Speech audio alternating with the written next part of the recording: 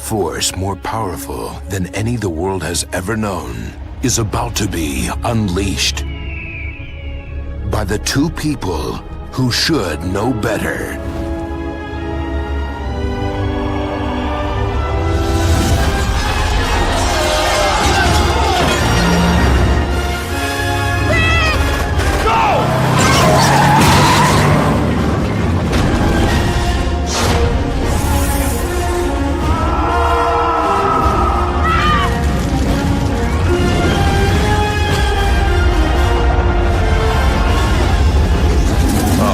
Not these guys again!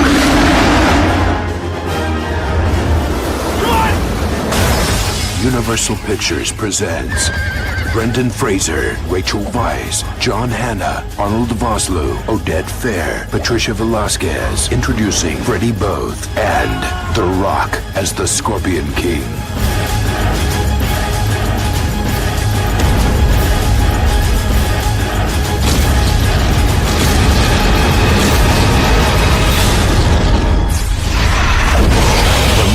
Returns.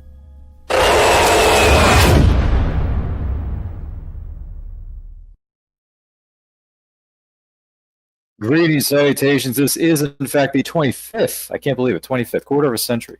Watchalong celebration of The Mummy Returns, starring Brendan Fraser, Rachel Weisz, and company. I'm your host, Ryan of Van Quote Channel. I'm not alone in going back to the year that was 2001, because it was also the same year that Universal had another franchise, not so much continue, but kick off with the Fast and the Furious. There you go. Fun fact for you lovely people watching at home. Please join me in welcoming our good friend, co-host, co-producer. He knows all the things about all the movies, all the backgrounds and behind the scenes of all this stuff. And he's even wearing the right shirt / suit for this week's festivities. Austin is in the building. Hello, good sir. How are you? No, what's going on, man? Thanks for having me. You know, I'm a massive fan of the 99 Mummy. Not as massive of a fan as Returns, but you know, I still like this movie, and we'll talk about it as we go along as to why. But it's still fun, so it should be a good time. He's got a good point. We are happy that you were here, Austin. We're also happy that you are here and maybe watching or listening to this program right now. So do yourselves a favor. Do not forget to like and share. If you're watching us live or on the replay, thank you for doing so. If you have any favorite memories, fun facts, rankings of how you rank all the Mummy movies, yes, I'm including the original, the Tomb of some Dragon Emperor thingamabob, and the stuff that came way before this based on the original Universal Monster properties. Let us know in the comments. Let us know in the chat. Queue up your copy of The Mummy Returns to the around the 3-second mark as the Universal logo is about to appear.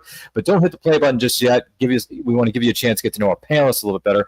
So, Austin, what was it like for you seeing this back in? Did you see it originally, 2001, or was it after the fact? I can't remember. Oh yeah, because I saw the 99 Mummy in theaters, and then I definitely saw this one in theaters as well, opening weekend. And I'd grown to love that 99 one. We bought it on video back when they were still making VHSs, of course. And I watched that one even numerous times again on video. So I was ready for this one, and again, I liked it, but I didn't. There was something missing. I just couldn't feel the overall presentation. Just wasn't quite as kind of crisp and clean, I thought, as the 99 one. We'll talk about my little nitpicks and things kind of as we go along, but still an entertaining movie. I thought it was still a very solid follow-up. It still moves very fast, you know, it has good pacing. And then, the less said about Tomb of the Dragon Emperor, the better. I'll just leave it at that. Yeah, I got you, man. It happened. But anyway. Agreed. But for me, I watched The Mummy growing up. I think I saw it after its original theatrical release in 1999, if not early part of 2000. And then I saw the sequel. I didn't see any of these Mummy movies in theaters, unfortunately, Austin, but I did see them on home video, as you pointed out a second ago, or DVD. And then they did the re-release. I think it was called the Mummy Ultimate Edition or Ultimate Collection to get ready for The Mummy Returns. So I rented that. I watched it, and I remember just enjoying these two films a lot, especially the first one. And I did like the second one to a degree. And then, at times I thought, at the time when I was really young and naive, I thought it was actually better than the first. But then when we get older and get wiser, we get gray hairs in the back of our heads, we realize that some movies are better as just one-offs. If not, I don't know, maybe make a sequel that was good. I don't know. It depends on who you ask. A lot of people defend this movie, my friends in the Men's Adventure Fiction Discord included, but I don't know. That's just me. But without any further ado, we're going to jump back into the. I mean, it has its moments in this movie. It does. It's not as many as the original 1999, but whatever. So with that being said, let's go back to the year that was 2001 with The Mummy Returns in 3, 2, 1. Hit play. Here we go. Got the Universal logo about to appear on our respective screens. Mm-hmm. But this was a big deal for. I was a big wrestling fan at the time, so it was a big deal that the Rock, as the trailer said, introducing the Rock, because we all remember when he went off. He was kind of written out of storylines for a little bit to go film this movie, and then came back in the summer of 2001 to wrestling. But it was kind of a big deal to see what kind of a role he was going to play in this movie, and then to then see the movie and realize he's only really in the first 5 minutes, and then a CGI version in the third act. So not quite, but hey, you got to open the movie with an Oded Fair, voiceover. It works. You have to, because that guy's voice is golden. It's true. It's true. Mm-hmm. Yeah. He is a good narrator. I'm not going to lie. He's a good narrator. Oh yeah. He's got that magic of the narrations. There he is. Akumashite. Which is his only line in the whole movie. Yeah, that's his only line. That's it. No. Well, he has another line when he's making the deal, but it's kind of dubbed over with the narration. Yeah, kind of. Yeah, like he's saying something we can't quite make it out. Yeah. Hakuma Sente. It was a promo he cut on Montreal with the hurricane. It was a special effect for the movie. I'm a sucker for battle scenes like this, that Ryan, but mainly just the first part. When you always see like the wall of people crashing into each other. That stuff in movies. Yeah, you see that in every Sword and Sandal movie. Yeah, and then what does it half the time? It's like visual effects. There's not even like 500 people there. It's more like 50. We were all as wrestling fans waiting for him to hit some kind of wrestling move here, but he really doesn't. He doesn't at all. He kind of pseudo back body drops that one guy, but just a little bit. Yeah. 7 long years. I'm trying to think what. Well, yeah, I just thought of something, but yeah, crazy. It must suck to like just you not only lose the war, but then you have to like just wander the desert, and if you weren't killed in the war, you now just die of desert. So that stinks. I don't know why he's still holding his shield as if he needs it. Like he's gonna get attacked by the desert, all just going down. He's the last man standing. Woody himself was left alive. Left alive. Left alive. From now on, we fight to death.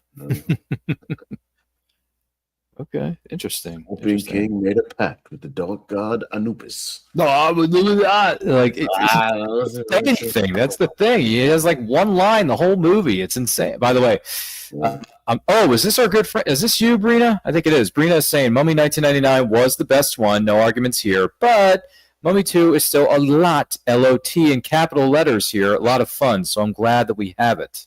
That's fair, Brina. I get it. I mean, it does have a few good moments in this movie. There's no doubt. No, there are some excellent moments. Definitely. I think there are some fun scenes and sequences. Yeah. I'm not denying that. Yeah. There's something missing where as a just one streamlined great movie, like from start to finish. To me, I've tried to describe it as the character moments aren't there as much.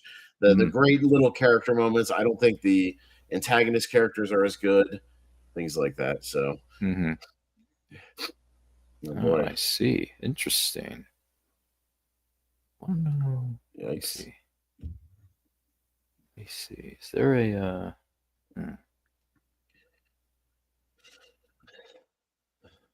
just letting waste everything.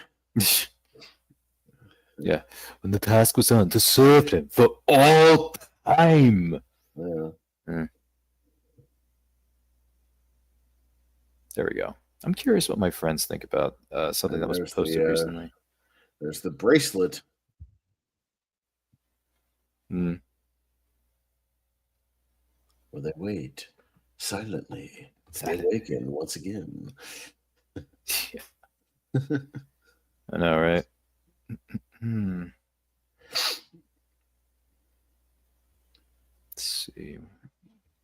I do like this open because this is like very Mummy. This is very similar to the first movie of like just, hunting around the caves, and he's got his guns, of course, and you know, what's around every corner. That's a good silhouette of him, though. Yeah, that's a good shot. Yeah, that's a really good shot. That's like very Indiana Jones kind of stuff. Yeah, it's a total homage. Total homage. Not a bad one though. It's good. Like I said, there are moments in this movie that I like, and that was definitely one of them. The silhouette getting ready to go into it. Stephen Sommers was still in his groove right now because he had a stretch of movies that I liked because I like Deep Rising, I like The Mummy, I like The Mummy Returns. Where it started to go downhill was Van Helsing, was not great.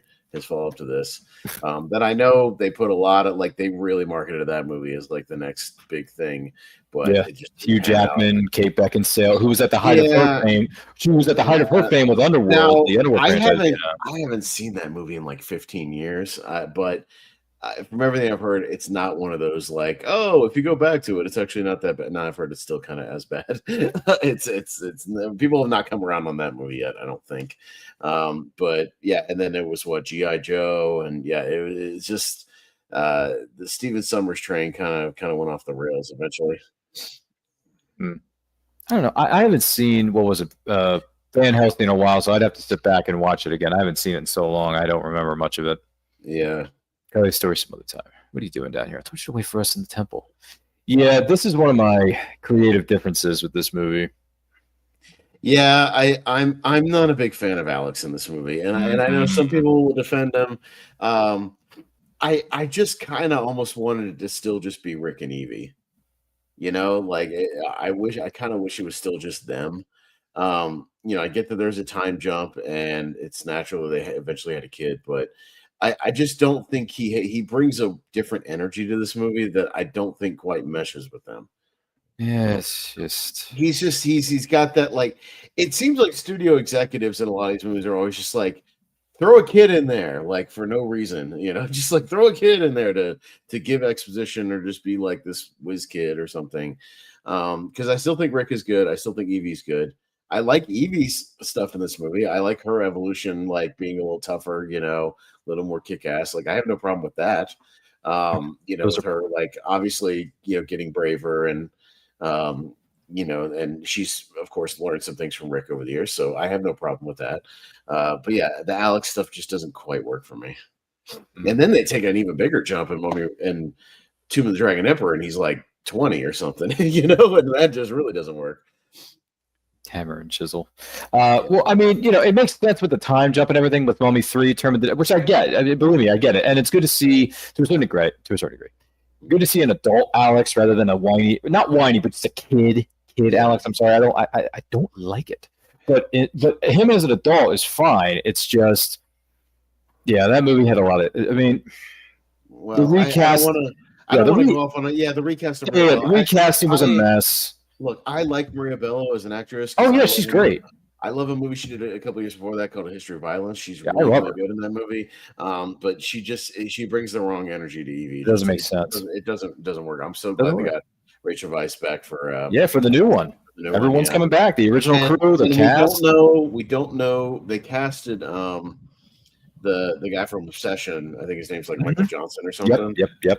But we don't know who he's playing. I don't think it quite makes sense for him to be grown up Alex because he's really about the same age as Luke Ford was in the third one. So I don't know if that makes a lot of sense. So he might not be that. I don't get it either. So we don't know what's going to happen. They might write Alex out of the movie. Honestly, they might just be like Alex, they did in Dial of Destiny. It might be like Alex is off doing his own thing, doing his thing. Yeah, and maybe there's another. Maybe they have a student or something. Maybe. Somebody their mentor, an apprentice. Or something. Yeah, an apprentice. Yeah, something like that. It could be. Yeah, I mean, it's just certain things. I just think this stuff here, where he's shooting the slingshot and doing all it's too silly. I don't. And these three are no match for the Cowboys in the first movie. Oh yeah, the Cowboys are great, infinitely better. Who are what I like about them is they start out as kind of you think they're going to be antagonists, but then they team up. They're cool. They still have their own dynamic, between the three of them, but like they obviously end up being part of the thing where they're also fighting the mummy. These three guys, they just don't have any development. They don't do anything for me. They get dispatched pretty quickly. So it's like even the movie's like, yeah, we're done with you. We're just gonna move it on. It's the next one. I don't think the mummy himself, Imhotep, has like a ton to do in this movie. Everything kind of feels off. Like Imhotep has such great backstory and a fascination with the character. You understood his motivation in the first one of wanting to get Anck-su-namun back, so like even though he was the antagonist, you understood his motivation, right? Like after thousands of years, wanting to bring Anck-su-namun back and like reunite this love story that we got in that great opening prologue. So like all that stuff clicked and worked, and to me this one, it just doesn't work quite as well. Like the myth about the Scorpion King is cool for what it is, but the bracelet again just kind of becomes like a MacGuffin that everybody's chasing, and it's got its moments. I like the stuff with Evie as Nefertiti, like all that stuff is cool. It is, and it's nice to see Patricia Velasquez back. So I don't mind all that stuff at all. So it's like it's half good, half bad with the new stuff, kind of. It just kind of is. It's a mixed bag. I like her little back and forth. Like, what are you doing? You can almost write your name. There you go. There was a. It's like my dream, but it was real. Yeah. By the way, let me see. Brina says Alex is cute. Think he was a fun addition to the dynamic. It was really fun to see Rick and Evie as parents to me. Okay, that's cool. Yeah, again, I might be in the minority. It's a matter of opinion. It's okay. Yeah, I don't blame anybody if they like it more than I do. That's fine. Even my partner on the Movie Hero Network, Ryan Jordan Anderson, likes. Oh, Jordan. He does. Jordan likes this. He likes it more than the first one. Yeah. Are you serious? Wow. Yeah, I've always been a little baffled by that, but hey, if it works for you and you like it, that's great. Like I don't have any qualms against you. So I make my arguments. Like I'm more fascinated as to what, if it does, like let me know what works for you. I'm like, and we kind of, I just want to know why. You know what does work for me? The fact that Lori is finally here and in the building. Oh boy. I was very carefully watching my phone for 7:00 Central. No. No, this is. I'm sorry. We work on the east. Yeah, I'm on time. And then you were like, "You joining us?" And I was like, "Nah." Yeah. We're on East Coast time, just so you're aware. I've been an East Coaster from day one, and I'm surprised it took you 39 years to realize that. But it's okay. It's cool. But we're happy that you're here. Just give everybody it's Friday. We're tired. We're burned out. It was a long week at the office for Lori, myself, Austin. I'm sure it was long. But the good news is we're happy that Lori is here for the Mummy. What was it? The Mummy Returns 25th Anniversary Watchalong. We are currently, just to give everyone a heads up, 13 minutes and almost 10 seconds into this movie of The Mummy Returns. And then what else? If you have any thoughts about this movie, which, by the way, a lot of people have already been commenting in the chat, Lori, let us know in the comments. Let us know in the chat. Don't forget to like and share if you're watching the saga. What is on this replay? Thank you for doing so. Brina goes on to say, I do agree that the bad guys in Mummy 2 were a weak link in this film. Yeah, Brina, I'm with you. Yeah. And I think that's one of my issues is like, because even the antagonists of the 99 one, even look at the sub-antagonist stuff like the Warden. The Warden is still fun, and Benny is still fun. Like, but Warden and Benny are both great. Like, they're great personalities. They have fun little backstories. They click on screen, and you remember them. Like these three henchmen here just don't really work for me. They don't do anything. The cult leader guy is like, I get it, but he doesn't do a lot for me either. He just like he was on Lost too. That actor, Altus. Yeah, the guy who's like Captain Exposition for the antagonist in this movie. That was different. Never mind, I was thinking of a different actor. But yeah. So Lori, are you with us? Are you queued up to your? Where are you at? How much time? 14 minutes and 22 seconds right now. Yeah. All right. Or if you just want to fast forward to 14:30 or 14:35, it doesn't matter. They just triggered the water traps. Yeah, they just kind of pulled. Well, then you Rucksack. I got a better idea. I think it's a bit late for that. What's it say? He who serves spaces shall drink from the Nile. That's where we are, Lori. That doesn't sound too bad. All right.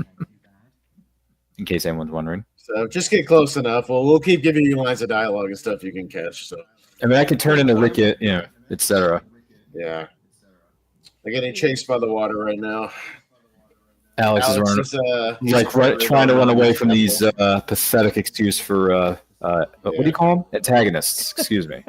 Yeah, is that the technical term, Lori, that we use in comics? Antagonists. Your lesser dollar store cowboys from the first movie. Yeah. Antagonists. Yeah. Where are we at? 15 minutes. 15 minutes and 20 seconds right now. You can just fast forward to 16. It doesn't matter at this point. Yeah. Yelling continues. Evie is screaming. Gosh, it's been such a long time since I've seen this one. Really? Yeah. I thought you watched this movie like twice a year. They're at the dead end. They just got hit by the water.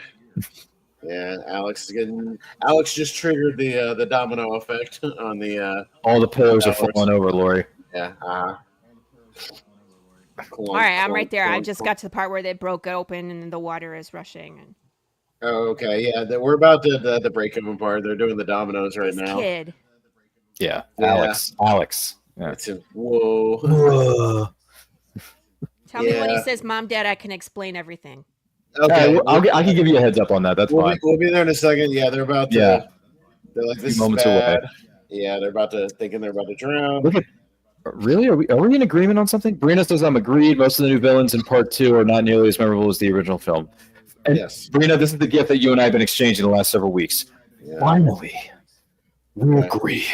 We should be at your thing in about 20 seconds. Fraser. Hang on 1 second, Lori. Almost there. They just broke up in the water. They're going to come tumbling out. And then they're rolling up to Alex. And give it a second. Mom, Dad, I can explain everything. That's where we are, Lori. Explain everything. All right, I'm caught up. Yay! And now cut to the dig. There you go. So, all right, we should all be in tune now. Mm-hmm. We're at the dig site now. So by the way, I just got a message here. Brina says I'm hanging out. Ramanoptera? Why aren't they learn? I know. That's a good question. Yeah. Let me see. Well, this one is intentional. There's a reason they're at Ramanoptera, at least. Yeah, they look prepared. They got a damn army with them. Yeah, but we have a Hulk, Austin. Yeah, we have a Hulk, right, Lori? We have a Hulk. Did keeps life. That's not this movie. Wrong. I know. I'm sorry. I couldn't help but make a Well, I made a comic book reference because you write comics, which are great, by the way. Congratulations on all your work, Path to the Pale Rider. What is it? Yes, is it two? Is it 2 trade paperbacks now? Thanks. Congratulations on that. That's wonderful, Austin. If you haven't read Path to the Pale Rider, look at that. You should check out Path to the Pale Rider if you're a fan of like westerns, Walking Dead. I'm nowhere near talented to write books, but you should read it. It's way talented than I am. So I only watch movies. That's what I do. Well, okay. If you ever get a chance to read some comics, I think Path to the Pale Rider is a good choice. Yeah, definitely. I did buy the one. I did buy the book that Ryan wrote, the short story, and I do have that. Thank you. Look at those paperbacks. My goodness. That's cool. They are cool looking, by the way. I prefer the cover where he's great. Yeah, having two. It's like it's beautiful. Proof that I can do it more than once. You know what I mean? Not a one-trick pony. So there you go. Yeah. Yeah, Path of the Pale Rider. Check it out. It's really good stuff if you're a fan of what is it? Outlaw Josie Wales meets The Walking Dead meets what's another combination? Was it Resident Evil? Maybe I don't know. I usually say it's like Walking Dead, Fallout. It's very Fallout world, kind of wasteland, apocalypse. And then, did I freeze? No, you're good. You're good. I can still hear you. Yeah. Okay, I'm back. So Fallout, Walking Dead. Yeah. With some cocaine bear sprinkled on top. You got to sprinkle on the Lord. cocaine bear. Hey, Cocaine Bear. You had to bring up Cocaine Bear. Okay. Great. Yes. It's a lot of bugs. But remember that scene, Austin? What bugs? Yeah, I hate we bugs. definitely have I hate some. bugs. Yeah, this sucks when they come pouring out of his mouth. I hate bugs. I hate Yeah. bugs.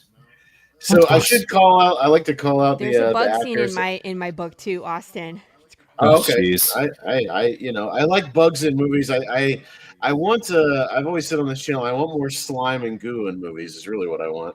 Oh, I like man. slimy, gooey stuff. There we get a little bit of that in this one. Blech. So we should call out Alan Armstrong as the Baltus, the leader here. He's 80 years old, so still with us. Jeez. And been working since the 70s. He started in Get Carter in 71. Nice. No kidding. Bridge Too Far. He did, let's see, Patriot Games in 92, Black Beauty. That's a good movie. Sleepy Hollow. He was with Stephen Sommers again in Van Helsing. We talked about a little bit. Was a cardinal in that movie. Aragon. He was still working to this day. Just did a movie called The Core. So, Look at him. Oh yeah. and then the henchman, Lakna, the big African American gentleman. That's He was on Lost. Akinue Agabalala. Yeah, he was on Lost. He was on I Lost. apologize. I butcher his name, of course, but for anybody, of course, that's a comic book fan, he's Killer Croc in Suicide Squad. Yes, he was Killer Croc. Yeah. Yes. So he was in G.I. Joe: Rise of Cobra again. Stephen Sommers again. He was heavy duty. So. He was in Ace Ventura: When Nature Calls. Ryan, remember? He's the big. He was the chief of security. Yeah. The big chief that gets chief of private security. He gets annoyed with Ace throughout the movie. Yes, and he gets hit by an Do elephant you at guys the end of the remember movie. that movie with the gorillas? Yeah. You mean Congo? You talking about Remember Congo? the movie? I'm trying to remember the movie that had Tim Curry in it with the gorillas. Yeah, that's Congo. That's Congo. He's in that movie yes. too. Was he in Congo too? I feel like Yes. he was. Yes, I believe. Yes, yeah. That's That's a great movie. His first credit is Congo on his wiki. Mr. Congo. America. By the way, Congo, R.I.P. Tim Curry. R.I.P. Tim Yes. Curry, Lori. Yes. Just watched Congo again not too long ago. Dude, He Congo was is great freaking in that awesome movie. because he's Like, in it. Stop eating my sesame Sesame cake. That part. By the way, Laura, you gotta do it with more gusto, Mr. Morta. Stop eating my sesame cake. Stop eating. Stop eating my sesame cake. By the way, Laura, what are you doing in my country, you bag of My shit? sesame cake. Captain, please, I only wish to explore, and this fellow Lori is a big bag of shit. You take this rat from off your neck. He always running to everybody, anywhere he goes. That's good with that side, Mr. Molka. But as you said, Ryan, he's I freaking love Congo. Mr. Echo on Lost. He was on Lost for years. He's been in a lot of other TV shows. So he's still working to this day. He was on had a main role in season 3 of Euphoria. So still very much working. Yep. But I love. By the way, big real shout out though, real quick, because I know we've lost a lot over the last several weeks, from Hayden to Dolly Parton to Tim Curry, and just last night, Peter Cullen, Optimus Prime is no longer here. But you know what? All the legacies are going to live on for sure. And the other thing was, when I was having dinner earlier tonight before we jumped in on this show, Austin, I was watching Clue because of Tim Curry. I literally was watching Clue today. Because it's on our tournament we're doing tonight, our bracket. Oh, you're doing the bracket. Yeah, and I hadn't seen it Clue in like 20 years. So, 20 years? Oh, that's such a long time. So it was on YouTube for free. So I was watching it. The movie's okay. I've never been a big fan of the movie, but however, Tim Curry's awesome in it. He's great. Wadsworth is my favorite character in the whole movie. He's running around from room to room, explaining the murder. Explaining all the murders. Like, he's great.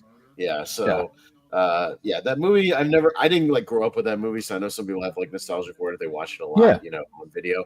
I get it. I totally get it. Just never been like one of my movies. Mm-hmm. But no, Tim's awesome. We're gonna do a Wheel of Movies next week on our channel, where we do the deep dive on an individual movie. That's kind of where we do the tribute episodes. Nice. We're actually going to do for Tim Curry the 1993 Three Musketeers. Yes! I love that movie so hard. Yeah, I love that movie so hard. That movie. I forgot he was in that one. He was Cardinal Richelieu, Lori. He was Cardinal Richelieu. Yes. He's the villain, and no, that movie rips. That movie's great. Yeah, it does. I don't care what anybody said. That movie freaking rocks. I love that movie. I love that. You know what? Actually, now that you mention it, Austin, I may watch Three Musketeers tomorrow. It's on Disney Plus. Yeah, it is. No, I have it. It's great. It's good. Any favorite of yours, Lori, when it comes to the late great Tim Curry?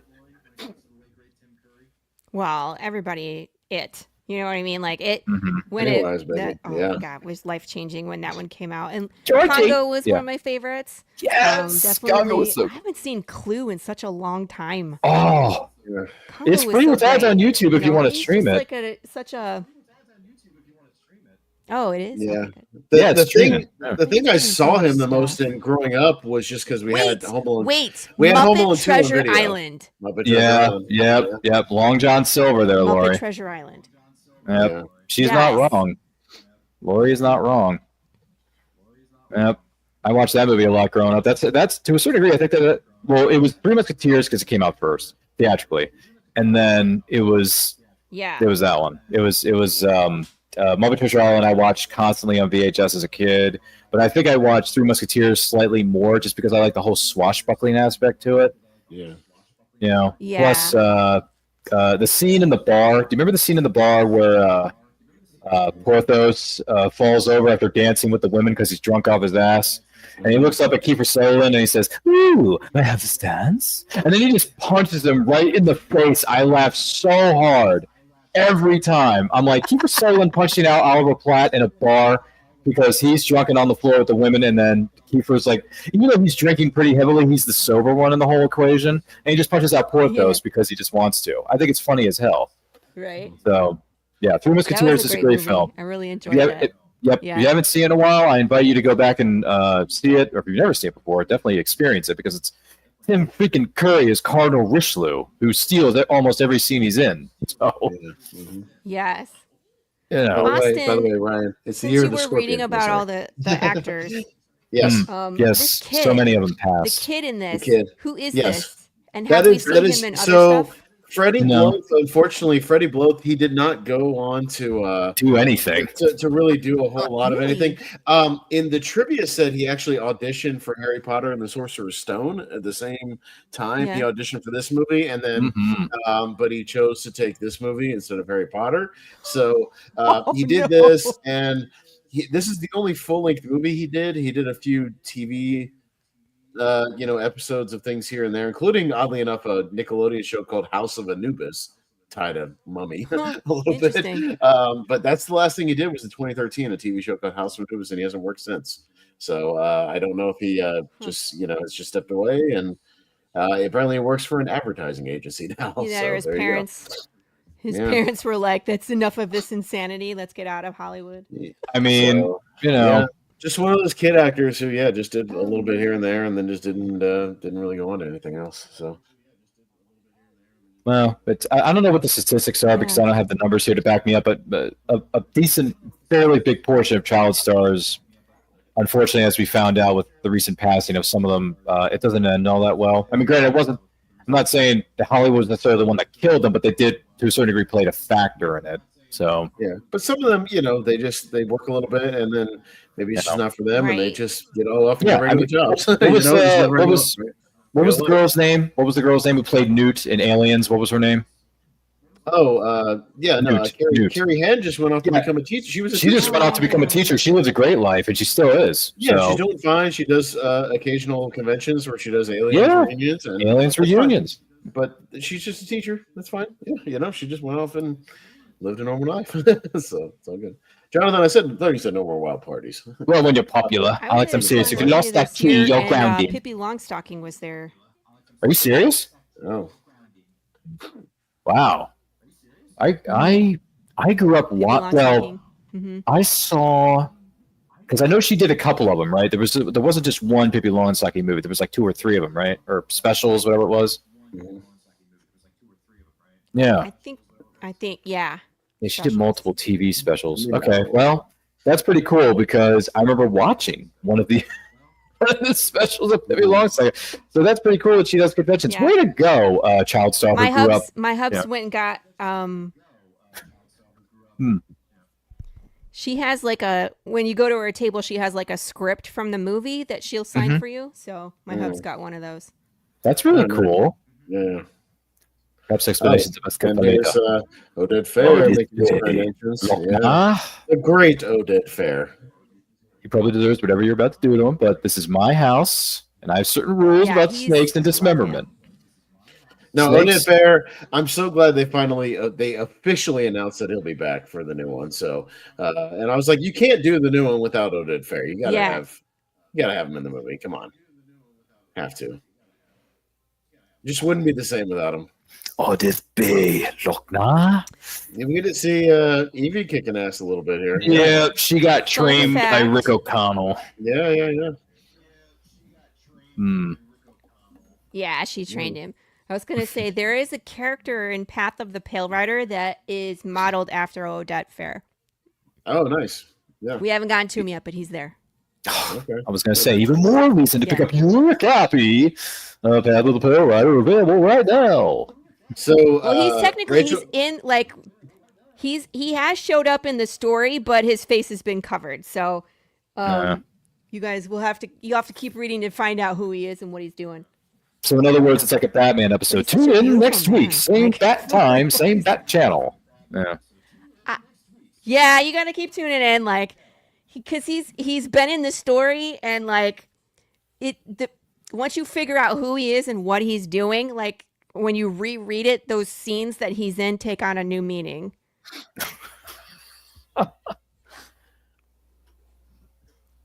so should let everybody know Rachel Weisz. She Good trained fights. for several months Mhm. for these fight scenes, especially one with her and Noxuna Moon. But and so she did a lot of her own fight stuff in this movie. That's awesome. Yeah. I mean, she was in her prime at that point, That's so good. she She could looks do whatever believable. she wants. Yeah, Yeah. she looks great. Yeah. Mm-hmm. You know, but she looks believable, though. You know what I mean? Like, there's some Mhm. actors Yeah. and actresses you can tell that they just can't. They're not. They look too like artsy, and there's no meaning behind it. Where it's like they might There's learn the no- moves, but there's no intention fire in it, so it behind just the looks moves. There's no floofy. there's no passion behind it. Yeah, they're going Right. through the motions, or they do the hyper editing where it's like they throw like one punch or one throw of the sword and they cut. Super quick cuts. Yeah, so this one they'll pull it back. Especially Yeah. we'll see the one-on-one fight we see later. When they go back in time, that fight is like very fluid and they pull back and you can see kind of everything they're doing. It's great. Yeah. Oh no! Uh-oh. So- Well, we haven't heard from you in a while, Lloyd. So how are things in your neck of the woods? Everything, good, well and good, or you're selling like millions of copies of Path of the Pale Rider a day? Has Texas gotten colder? Has it gotten hotter? What's going on? I wish. Oh, let's see. Well, I am close to fulfillment. I have most of the things done for the second trade. Those were the digest size. I'm still waiting on the full size books, but they're going to be here estimated time of next week.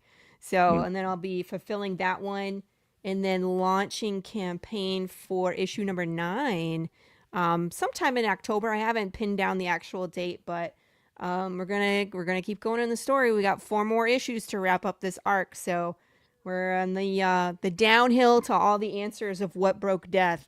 So it should be a lot of fun. I got cons planned for the fall. Kids are back in school. Texas is on fire. It's currently 103. Yeah, that's about it. So in other words, you're just kicking ass, taking names, and continuing to be successful like everyone else. That's fantastic.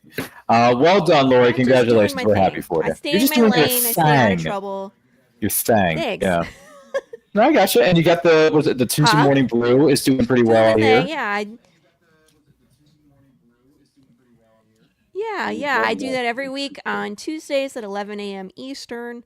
I interview indie creators, and we have a good time. Every now and again, I will smash pumpkins and watermelons on the show for fun.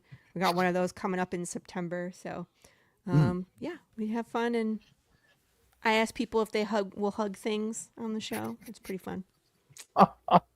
Yeah, because as your favorite time of year is just That's around right, the corner, you heard that right? correctly. Spooky season. Yeah, spooky season's around the corner. So Yes, Halloween is my favorite. Yes, My favorite as well. Absolutely. yeah, you and Austin are in good company. You love this. I little am a thing massive called horror Halloween. fan. Yeah, just doing horror trivia the other night. So why Oh, really? How did that go for you? We won Oh. a tag team match, so very good. I am now number 1 contender for the tag Hey, team titles. congrats. Yes. There you go. All right. Yep. We're going for the title soon. That's a great idea. I want you to stay here and protect the car. I could do that. Yeah. right. What? Just because a kid, I know. No, I like that back and forth where Where it's just like, oh, he'll wipe out the world, the old into the world ploy, like it's just very like, oh yeah. I do like and guns. I do like Jonathan calling out Oda, just being like, isn't your guys' job to make sure that doesn't happen? Like that they don't bring about Emotep again? Just like, how you guys just ignore everything? They're just like, oh, there they go again. Yeah. But I'm a stranger traveling from the West. Let me see how you have the sacred monk. The protector of man, a warrior of God, a magi. Get the wrong guy. Emotep. Yeah. If this was more accurate, they would have ground him up and just eaten him. That would be pretty disgusting. What if they like throw him back up again and then reform him? That would have been fun. No, that's what they used to do with mummies. There used to be so many more mummies that they took out of Egypt and they took to Britain, and they used to grind them up and turn them into tonic, and they were eating them. Oh yeah, it's like a different form of beef jerky. Yeah, it's like a different form of cannibalism. You like drink the ashes and stuff. Yeah, I can see that. The lack of ashes, they're good for. I prefer my ashes shaken, not stirred. My tonics. The lack of humility that is being displayed before nature here staggers me. Come on. No, honestly, I don't want to hear anything about spooky season. Ryan doesn't care for spooky season. That's number one. Number two, if you want to talk about shaken but not stirred, we are going to be celebrating the 20th anniversary of Casino Royale in late November, early December. So that's going to be pretty awesome. So I'm looking forward to that part of it. Yeah. No, I love spooky season. I try to. That's fine. Aside from theatrical releases, because I do go to the theater like twice. Yeah, a you week. do. I watch everything, but when I'm at home in October, I try to only watch horror movies the whole time. There you go. Do you do 31 Days of Horror as I used to do on ABC Family? I don't know if it's like 31 days. I just, whenever we're watching movies, I try to just watch horror movies, though. So, okay. It's harder and harder to find movies that my kids can watch. Yes. So not too scary, but still some scary, because they're 9 and 12. Ooh, okay. So if we're gonna keep it tame, Hocus Pocus, Halloween Town. You do, Monster Squad. Monster Squad's another one. Okay. The Gremlins 1 and 2, I think, are safe enough, for kids. Okay. Gremlins 1 and 2 are good. Even the original Poltergeist, not too bad. It's got the kids in it. That would scare them for sure. That's too much. It's got some scary I let stuff, them watch the original Night of the Living Dead from There you go. 1968. That's a good one. That's a classic. Yep. I mean, if you watch it, it's not that scary. It's so not.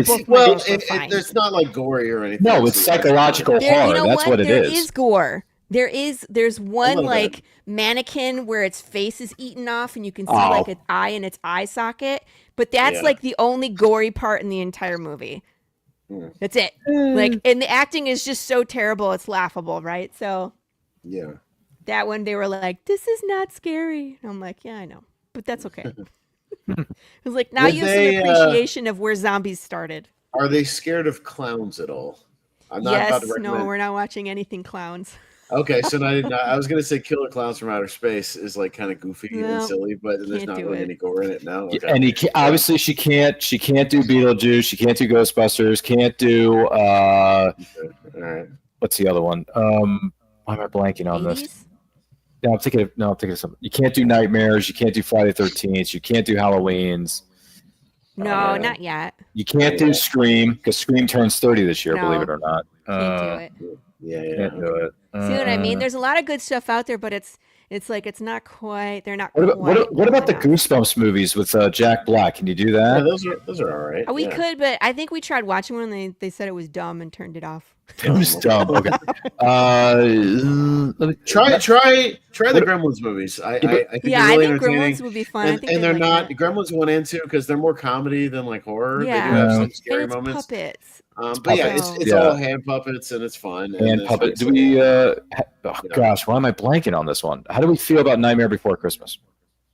They've seen that. Yeah, they've seen that. Okay, well that works. Yeah. Oh, the other one I was thinking of that they can't do because it's a little too scary, even though it's rated PG for the time.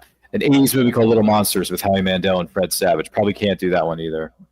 Oh, What about, like, I the, haven't seen that one in so long. Well, if you want to watch it, it's streaming somewhere, I'm sure. Oh, I'm sure. If you want to do like horror adjacent, where it's not horror, but they've got like Halloween-ish kind of stuff, the Addams Family and Addams Family Values. Addams Family. Yeah, you could do those. Those are safe. Those are kind of tame compared to most. So. Yeah, and it's not like it's not a horror movie, but it is like kind of spooky. The spooky house, Spooky, but nothing like spooky house, crazy. Weird stuff. Yeah, nothing crazy. I would say my favorite part in that is when Wednesday has the knife.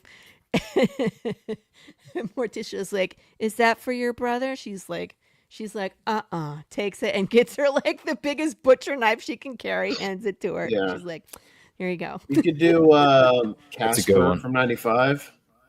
Which one? Casper, the original Casper with Christina Ricci and Bill Pullman. Right. Mm-hmm. You know, that's the original. That's a solid family classic right there. That's a classic. Yeah. That was a very dramatic butterfly knife move he just did there. Oh yeah. Like, to the camera in order to cut her rope. That's a good point. By the way, what are we doing here again? Oh yeah, we're watching The Mummy Returns. It turns 25 here on an Anti-Quote channel. Don't forget to like and share. If you like this video, share with your buddies. If you're watching this live on replay, thank you for doing so.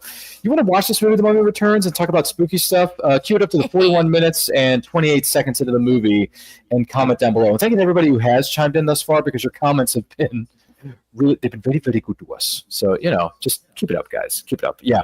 By the way, Rick and Evie guns blazing. I want to see more of that. No, but I want to see more of that. I want to see more of it. Of course, Lori. Ernest Scared Stupid has to be on the docket. Oh, please. They might be scared of that leprechaun. I don't know. Oh, no, he's a troll. Excuse me. He's a troll. He's I'm sorry, the troll. That's right. Yes. Yeah. What about the ones we were talking about? What about Critters? Is that tame? It's not tame, is it? I don't remember. Critters is come on, Ryan. Are we not doing the 35th anniversary of Ernest Scared Stupid this year? We have to watch it again though, because again, like the movie grading system from the 80s is way different than it is now. Yeah, no, PG you get away with a lot more, and things like that. Oh no, not these guys. Like PG, like no.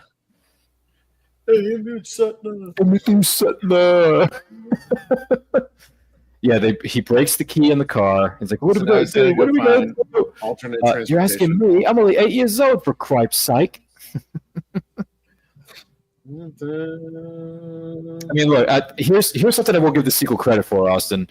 Evie was cutesy and kind of beautiful in the first one, but in the second one, she's like red hot. So I will give Rachel Weisz. I will give her credit. First movie, she's pretty pretty, but then the second movie, she's like just gorgeous in this movie. So I will give her that. It's a double-decker bus. It was his idea. Yeah. It was not. Just go. Just go. I think the Mummy franchise is known for having beautiful actors and actresses. Like everybody in it is just stunning. Yeah. You know what I mean? Yeah. There's no lack of eye candy for anybody. I made the case that Oded Fair, especially in these two movies, could have been people's most beautiful, sexiest man alive for like sexy. One. Yeah. Yes, this is why I picked him to be like, can you draw this character like this man? Yeah. I was like, I want his face and his hair from the Mummy, and I want him to dress like Odette from Resident Evil. Oh, right. Like in the fatigues with like the kerchief. I was like, dress him in that, but give him the hair from the Mummy, please. But he's got like the silver hair. He's a total silver fox now, but he's still like very yeah. He's on Star Trek right now. Star Trek Discovery. Is he? That's true. Yeah, he's been a busy man, Lori. Mm-hmm. Still working. I mean, hey, if you're gonna work. He's been very busy. Very, very busy. Let's see. Sorry, I'm just getting some messages here. What do we have? Whoops. Everyone's been for just little bit of a side note. Everyone's been posting different moments featuring Peter Cullen, but the one that they keep coming back to is the final speech in the original live action, anyway, 2007 Transformers Michael Bay movie. That speech at the end, though, man, it still hits pretty hard. It's pretty good. So, R.I.P. to Peter Cullen. Had the pleasure of meeting him very briefly. I met Peter at GalaxyCon. We were in a photo op together. We had a photo op. We did a pro photo op. And I had a shirt that had the Transformers insignia on it, Lori. Yeah. And I said, Peter, good to see you. Thanks for being here. Thank you so much for taking the time with us and all that. And he's thanked me for saying that. I was like, you're welcome. Enjoy your day. And I mean, it was very, very quick, right? Because celebrity photo ops are very, very quick. But it was, even though it was a very small moment of time, it was great. It was awesome. And I had the photo to prove it. So in that sense, I'm happy that I got a chance to meet with Peter briefly in a photo op rather than just getting an autograph. So there you go. Shout out if you're a Predator fan. Peter Cullen did the vocalizations of the original Predator. He did all the vocalizations of the Predator, Lori. I don't know if you knew that, Lori, but that was him. No, I didn't know that. Yeah. All that like clicking stuff. Yeah. Mm-hmm. Well, and then Arnold looks at it in the camera and says, "What the hell are you?"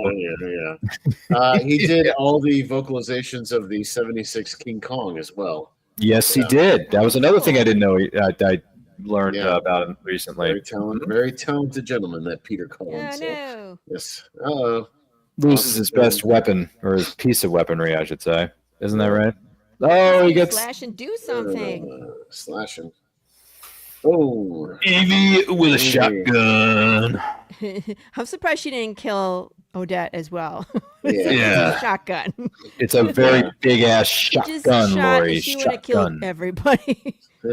Quick sidebar here, Lori. Are shotguns involved in Path of the Pale Rider in any way? No. No shotguns at all? They're just different kinds of weapons that don't involve shotguns. Okay.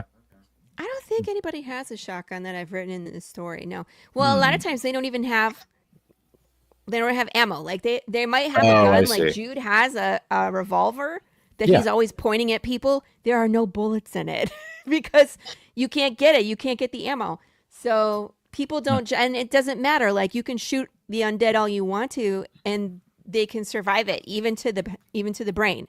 So there is no death. It doesn't matter. You can shoot them all you want. It does nothing.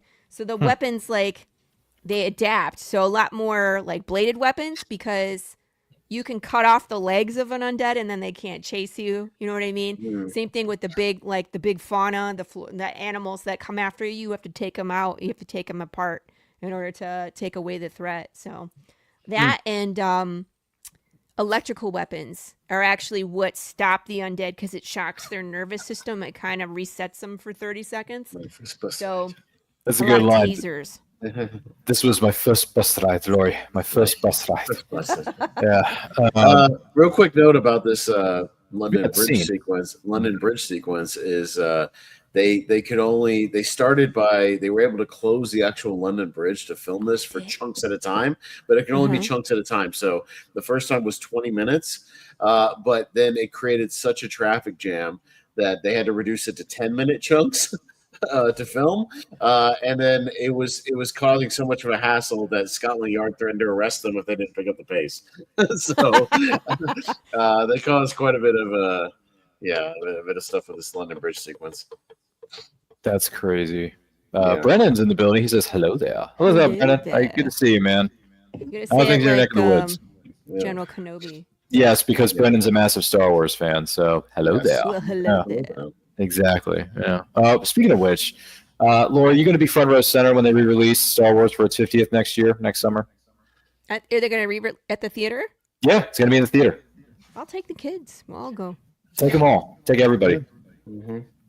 Fantastic. Yeah, I'm a little bit surprised you haven't heard, but then again, you work 40 hours a day.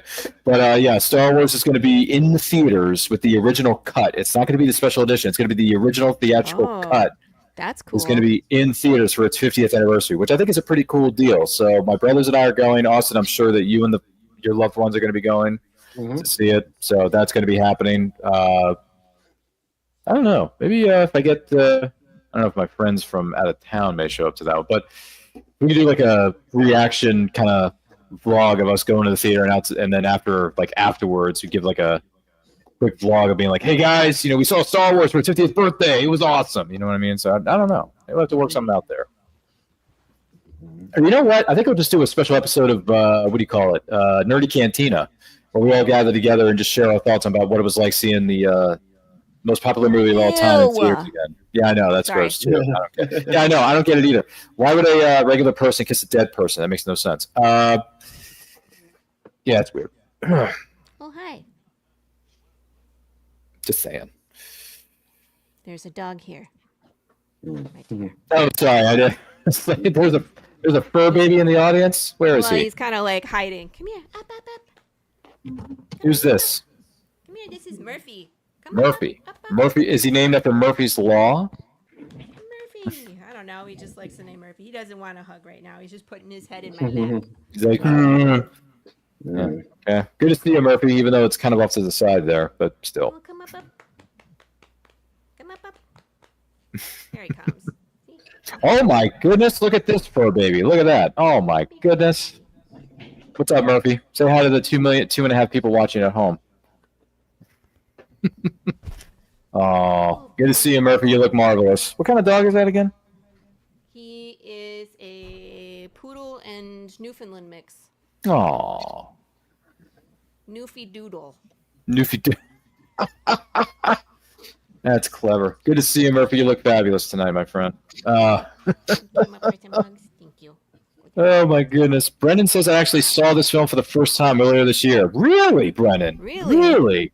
What'd you think of the movie? Give us your 2 cents. Would you mind posting that in the comments for me, Brennan? Let me know, buddy. What makes you think I'm going to do it for you? Because your parents wouldn't send poisonous snakes into your bed. While you were sleeping. Yeah, Patricia Velasquez is very, very good at playing, dark, disturbing characters. Yeah, but she didn't really do much after this, did she? I mean, she may have appeared. No, she's done some kind of random movies in here like that. She did some horror later. She was in The Curse of La Llorona, and there you go. Yeah, Curse of La Llorona. Mm-hmm. Yeah, so I mean, she did. She did a lot of she did some kind of TV movies and things. But yeah, she's been like a working actress, but nothing crazy. She was on Arrested Development for a couple episodes. She's on the L Word for a little bit. She was a contestant on The Apprentice, so that's something. What? Yeah. Well, no. She was a member of the cast during the era of Celebrity Apprentice at that time. Celebrity Yes. Apprentice. Yeah. Yep. I'll get. Brennan says I enjoyed it quite a bit. Okay. Hey, good for you, man. So there are people out there who defend this movie to their dying day. So I get it. I thought both of the movies were good, but I wouldn't. The third one was. Third one was trash. You can just say it. Yeah, It was. It's okay. Like what we were talking about when we were talking about Terminator. Like some of them were just pretend like they never happened. Yeah. I with this new one coming out, I'm gonna pretend like Mummy 1 and 2 count, and the third one doesn't. Yeah. So we'll just ignore that one. Exactly, and it just skip over that one, pretend it didn't. Yeah, happen, and just go to the this next new one. Yeah. Go to the new one that's about to come out. What is it? October of 2027? You told me, Next Austin. year, yeah, they're filming it right Next now. year? So yeah, they're filming it now. Yep. So for spooky season, Lori, you're gonna get a new Mummy movie. So I'm very happy about that. yeah, Lori's gonna buy front row seat tickets. Directed by, I know Ryan, you're not really a horror fan, but directed by the Radio Silence duo. So they directed Ready or Not 1 and 2. They directed Abigail, and they directed Scream 6. So, the Radio Silence gentlemen, which could be interesting because that means they could be adding a little more horror to it. A little horror tinge, which could be interesting, along with the action. So. Have to wait and see. It's what so they say. interesting when they let horror directors take over, like Sam Raimi when he did Doctor Strange: Multiverse of Madness. Yep. Yeah. Like, I thought that was really interesting to watch. You know what I mean? Where it's like it's this Marvel movie that we're used to with these superheroes, but yet it had such a horror lens that he showed it through. It was really good. So I like it when they do that. Ugh.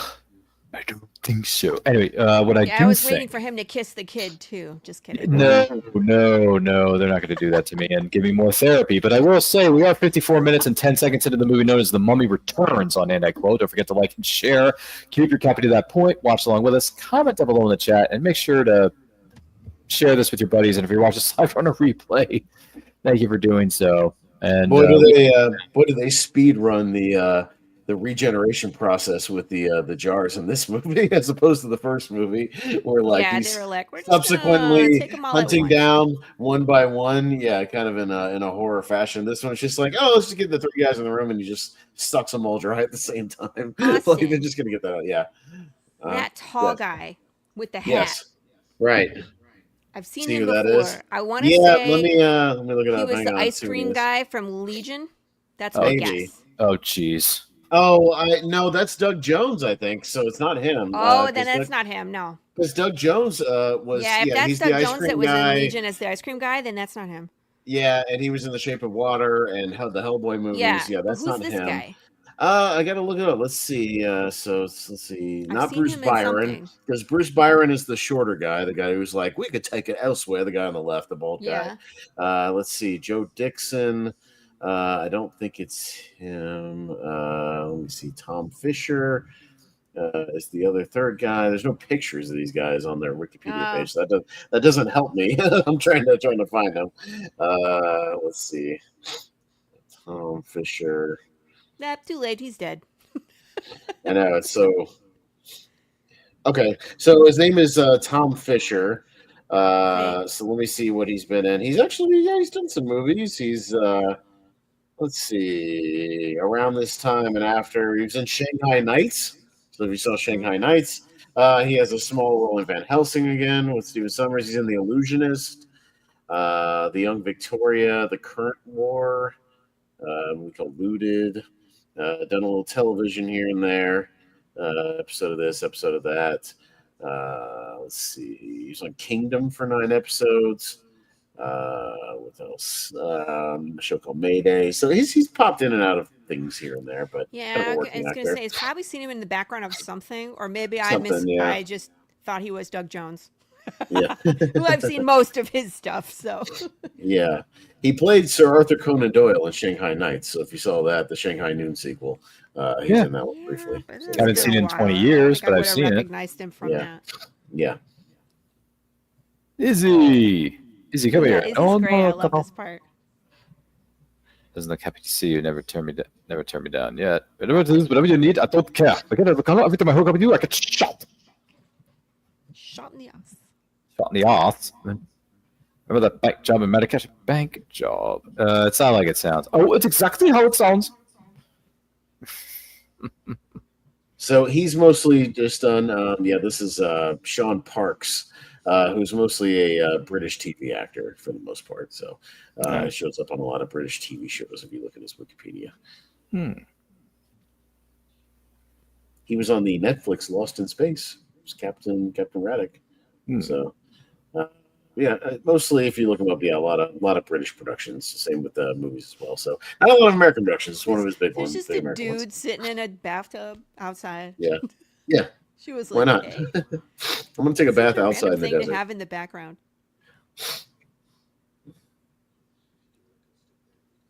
Connor, if you give me that gold stick there, you can shave my head, wax my legs, use me as a surfboard.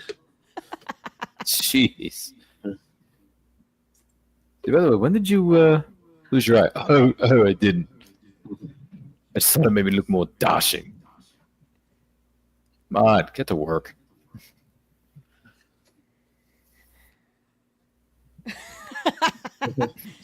He's like a combination of Benny and Winston from the first movie, a little bit, kind of a combination of the two. Yeah, I knew it. I'm gonna get shot. Don't drop something, John. Honest. Horace. Yes. Good. Yeah. Johnson pointing out the obvious. Bet bird. Oh, like Legolas, that was his job. Yeah. There's no I was actually just watching that speech. It was the council scene where they assembled the fellowship. Yeah. Because that movie turns 25 later this year, Lori. Lord of the Rings Fellowship turns 25. I know. Not to make you feel any younger. I'm not. Not to make you feel any younger. I'm sorry. But later on, what is it, December, I think? Case and I are going to be doing a watch along for the extended cut of Fellowship, if you're up for that, Lori. Dude, we're all going to be silver foxes soon. Do you want to see? Maybe Austin and I before you, Ryan. But I can only hope I'm as good looking as the Silver Fox as Odette Fair is right now when I Right? get older. I know, right? Yeah. I only hope. Izzy, you were right. You're right. You are going to get shot. Yeah, Lori, we're doing the extended cut in December, so that's going to be Dude, I hope I age like Brendan Fraser. He looks great too right now. So yeah. yeah. And I don't Rachel, know if I can commit to Rachel that, Weisz Ryan, in looks December. I amazing. got a lot going on in December. True. Well, then again, who doesn't? It's the holiday season. The kids Yeah. are going to be away from school. They're going to be Case and Ryan were trying to watch holiday movies with their mom, and it's like, oh, all right, kids, we'll watch the same 30 movies we did last year. They're And then trying one to of my rope me kids has into a these birthday in things. December Can't on do top it. of all that other stuff. Oh, really? Okay, understandable. Understandable. I'm not a Hey, Lord of the Kevin. Rings guy, so I can't do it. What's up, Kevin? Good to see you. Wow, how did I miss this party? Well, we started at 7 Eastern because Lori was under the impression we didn't start until 7 Central, which doesn't make I any sense. just heard 7 and my brain just didn't even think any harder No. than that, Ryan. It's Friday. Yeah, but Kevin, just to give you a heads up, we are currently 1 hour and 25 seconds into the movie The Mummy Returns. So Watch cue it with up right us. now and watch with us, hang out with us. Chime in the comments down below what you think of this movie, maybe some of the other Mummy movies, because there are ones that came before this one. There's the original from '99. There's the ones with the Boris Karloff from way back in the day. The Universal monster movies from the 30s, 40s. What is it, 30s, 40s? Yeah. Do we count the Tom Cruise one?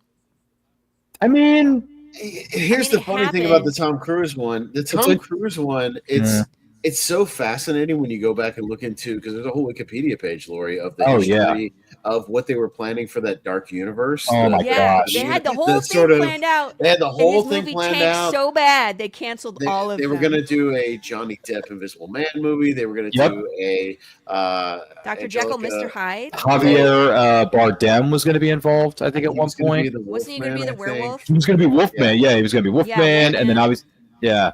Angelina Jolie was going to be the Bride of Frankenstein. They had this Yes. whole thing like signed, ready to go. If you go back and watch that movie, Lord, there's a Dark Universe logo still at the beginning of that movie. Like it Is was there? like the MCU logo. Yeah. It says it's this whole thing of the Dark Universe, and but there's a whole Wikipedia page of all the production stuff of like the things they were doing behind the scenes and the scripts they were writing Yeah. and who was going to direct all of it. It's fascinating. I read through it again the other day because we were talking about something on one of our shows. Like when that Tom Cruise movie came up. Like that movie is weird. It's got moments that are all right, and I've seen some of the behind the scenes stuff. The horror makeup show at Universal Orlando, the last thing that they did is closed now. It just recently closed down, which sucks because that show was great. It's one of my favorite shows. But the last kind of middle section where they do a behind the scenes video kind of talking about stuff was about that movie still. It was about that 2017 Mummy movie. And there's a lot of interesting behind the scenes stuff. They did a lot of practical work into Sofia Boutella's makeup and a lot of there was a lot of practical stuff, and then they slapped a bunch of CGI over everything as they tend to do.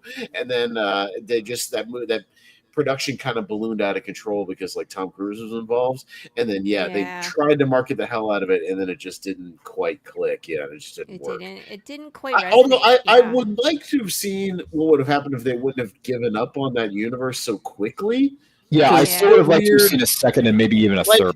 I would understand if like they did put out the Johnny Depp movie because that was going to be next. That was the Johnny Depp Invisible Man was going to be the next movie. He was going to be the Invisible Man. Johnny Depp was originally. I thought that would have been kind of cool, and I thought that would have worked. They had so many A-list actors involved. Huge talent. Surprised. But like it'd be one thing if they did like 2 or 3 of those movies, right? And then like it didn't quite pan out, and then they just threw it in the trash. And the next 1 or 2 like just didn't work, and then they scrapped it. It's weird they scrapped it after the first movie. That's just bizarre to me. Yeah, so odd. I would have been curious to see Depp as Invisible Man because I'm a huge fan of the Claude Rains iteration, which is fantastic, by the way. And then I even though I don't see her as the Bride of Frankenstein, I still would have liked to have seen what they would have done with Angelina being the bride, because the Bride of Frankenstein gets like 2 seconds of screen time in the original. She gets like 2 seconds. Yeah. So I'm like, okay. Yeah. She gets created. She gets burned down like 2 minutes later because Frankenstein realizes he doesn't want to be on this earth anymore, and they just burn together. But they're not married. There's no lovey-doveyness. So it's like, dude, nothing happens in Bride of Frankenstein. Nothing. Yeah. So I would have liked to have seen Angelina Jolie give it her all as a legit Bride of Frankenstein and see her like actually do stuff rather than just get created by the Doctor. That's what I'm saying. So yeah, in the words of our good friend Green Arrow, they have failed this city. So yeah. Oh, by the way, Kevin says, "Oh, that makes sense. No, we don't count Tom Cruise. We count Sophia Botella as the mummy, but we don't count Tom." And I'm like, you know what, Kevin? Here's what I'll say. But There are that's bits what and pieces he of that was the movie that mummy are by the end of the okay. movie. Yeah, but there are bits and pieces of the movie that are okay, but Tom, to me, was in a completely different movie. Yeah. And this is somebody who likes Tom Cruise, but he was in a completely different movie, in my opinion. Everyone else knew what their assignment was, but it's just, eh. So, the defender of the Mummy returns. The president and CEO says I had to step away for a moment, but I'll be back in a bit. Sounds good, Brina. Take your time. Kevin says, what is this? I only like Sophia because she... Yes, Kevin, you don't have to point out the obvious about Sophia Botella, okay? I've known Sophia Botella for, 15 some odd years when she did Kingsman Secret Service. So, believe me when I tell you. Great in that. Believe me when I tell you. I know how... Let's just use the proper term, Kevin. Beautiful Sophia Botella is, okay? She was good in Kingsman, right? Even though she doesn't have a whole lot of dialogue, let's be honest. And then the Mummy, she's speaking entirely in a different language. But at the same time, she was still convincing as a mummy. So I didn't mind Sophia Botella. Too. Oh, yeah, that's right. Star Trek Beyond. Star Trek Beyond. Yep, she was Star Trek Beyond. Yep. Mm-hmm. She was good in that, too. I like that movie, too. In Atomic Blonde. She was she had a little run there. Atomic Blonde. She was in Atomic Blonde with Charlize Theron. Yeah. Mm-hmm. That movie. Yeah, the same people who made John Wick. She's the only reason I watched that movie, Kevin says. Kevin, it's okay. I get it. Yeah. I'm just saying. Although I did like Russell Crowe as Jekyll and Hyde, but the way they played it off, they could have done it better.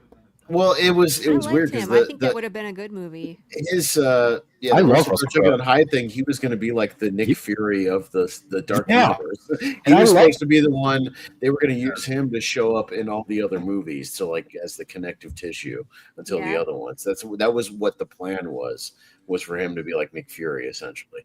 And it just didn't quite pan out. But I'm just so weird. They had signed all these writers. They had signed these directors. They had the whole slate panned out. They were going to do a Creature from Black Lagoon too and a Dracula. It's just weird they gave up on it so quick. It just completely collapsed. Who was supposed to be Dracula? They didn't say. I don't think that was. They didn't cast him. They only got so far with the casting. I think they had signed those 4 or 5 couple of people, and then that was as far as they got. But they had already mapped out it was going to culminate to another Van Helsing thing, a big. That was Van Helsing was going to be the Avengers of the thing. I mean, Van Helsing all them down. It was going to be this weird thing. They've had people involved Kurtzman. Is Alex Kurtzman the guy who kind of runs Star Trek right now? Although I don't think anymore. I think recently kind of dropped out. But he's talked about how it was going to be mapped out. Yeah. No, and they practiced this for months. Kevin says she was beautiful in Star Trek and Kingsman. Yes, laugh out loud. If they had Lori Calcaterra write a Dark Universe, it would have made money. See, but again, look at this way this fight is. This fight, you can tell. These two women again. This is Rachel Weisz and Patricia Velasquez doing. They took it seriously. They choreographed this for a month, this fight, and you can tell they put the effort into it because I appreciate fight scenes that back the camera up a little bit and just let you kind of see, everything that happens. Which is one of my pet peeves if I watch a horror movie or not a horror, like a kung fu or an action movie, and it's just hyper edited where you can't tell what the hell's going on. I love movies where they pull the camera back and just let the choreography kind of speak for itself. It's great, which is why the John Wick movies work, the Raid movies work, even as recently as the movie called The Furious works like that. It has amazing choreography. I always appreciate that stuff. You probably didn't have to do that many cartwheels to get away. I'm just saying. Yeah, I think 2 cartwheels would have been enough. I think you'd have been all right. Seems like you're far away. They did bring back the actor playing the Pharaoh from the first movie, very briefly. Yeah. The one who's who's touched you? That's he touched you. I sinned. Yeah, that actor, by the way, is Aaron Epal. I guess I hope I'm not butchering his name, but he's been working since the 70s as well. So he's been working a long, long time. Passed away in 2016 at the age of 74, but he was a Moroccan Ow. actor. So there you go. Yeah. He was in Nefertiti. Ishtar.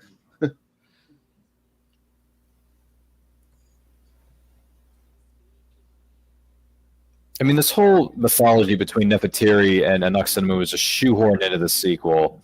But at the same time, I admire both actresses for taking the initiative, being, disciplined, learned the work, did the choreography, kicked ass, took some names, looked drop dead gorgeous doing it. So, once again, this is a Yeah, positive man, I can do you give see the what they're sequel. wearing? Yeah, they're hardly wearing anything. Yeah, I know. Well, Not to yes be and no. obvious. Like they're wearing restrictive things that probably don't move when you want to move, and these masks with these Yeah. long wigs, like that had to be. Those masks look like you French- can't that see was a anything out of them bitch. either. You Look at can't those see It was a chat. bitch to film. Yeah, I guarantee it. Oh yeah, it How was many a times did that pain. wig fall off? That's a good point, actually. Hmm. Yeah. Anybody else know the answer to that? How many times did they rehearse? How many times They that had wig to have fall rehearsed off? it a lot. Yeah. Anybody else know the answer to that? Kevin, Kevin Davis in the chat, do you know how long it took them to film it? Just give me a heads up. It probably took them a couple to weeks to Google film it, but I know Yeah. they rehearsed it for like weeks and weeks. Oh yeah, they did. Yeah. So they could do it Yeah, because it you was can kind of a tell showcase that scene. took time. This is Time. kind of footage from the first movie here. Back to that. Found foot. Look at Oh, that wig. you cheating. You can say it. It's okay. We can curse What on are the you? show. Okay. You Jezebel. Whore. Jezebel. Never mind. Uh, Also, they got away with like body paint in this movie. yeah. It was like she's literally wearing no clothes. Mm-hmm. Mhm. Someone has touched you. Who's touched you? Sorry, I'm trying to quote the Yeah. Get him. language. I'm trying to quote the language. Imhotep. Why is it? Dead. He's already dead. Yeah. I know, so dramatic. He's like, no. She's so dramatic about it, Lori. It's like watching a soap opera. Yeah. And I forget why she fell off the thing. Why did she jump? She was off like, it? because she was dreaming. She's dreaming this whole thing like a vision, and she was like running towards her dad. So she like fell off the blimp. I Yeah, was like, she jumped off the balcony in her dream. Is that what happened? yeah. I guess, or she was like running towards the balcony, to like yell, but she started taking steps. Oh, the halt. Death.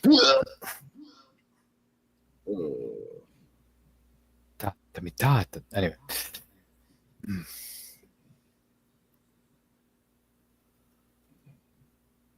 Okay, so now at this point in the movie, they have succeeded in what they were trying to accomplish in the last movie. Yeah, bringing Right? back Anck-Sun-Mun and her soul. her soul is now back And into the Imhotep reincarnated and body. Imhotep. They're both back in their bodies.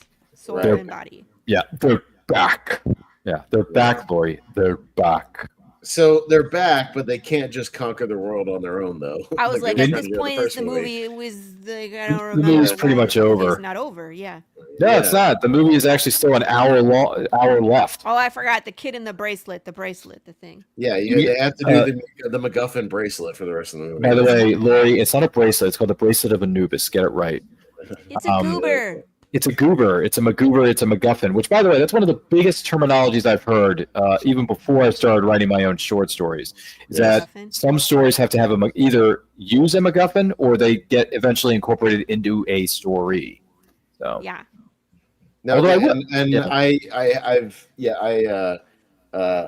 I had to explain what a MacGuffin was to Rhonda. I love you, babe. But Oh, really? well, just she had never heard that term, right? Oh, okay. And so when I explained to somebody who hasn't heard that term, you have to give examples. So, like, one of the prime examples of a MacGuffin is the Ark in Raiders of the Lost Ark is a MacGuffin. Like in this movie, obviously, it's the bracelet. The bracelet is the MacGuffin of the film.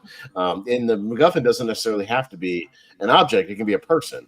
You can have because Alex is also kind of a MacGuffin as well, because they're chasing after him. But it's anything that all the characters, the protagonists and antagonists, are kind of chasing after or trying to get a hold of, throughout the whole thing.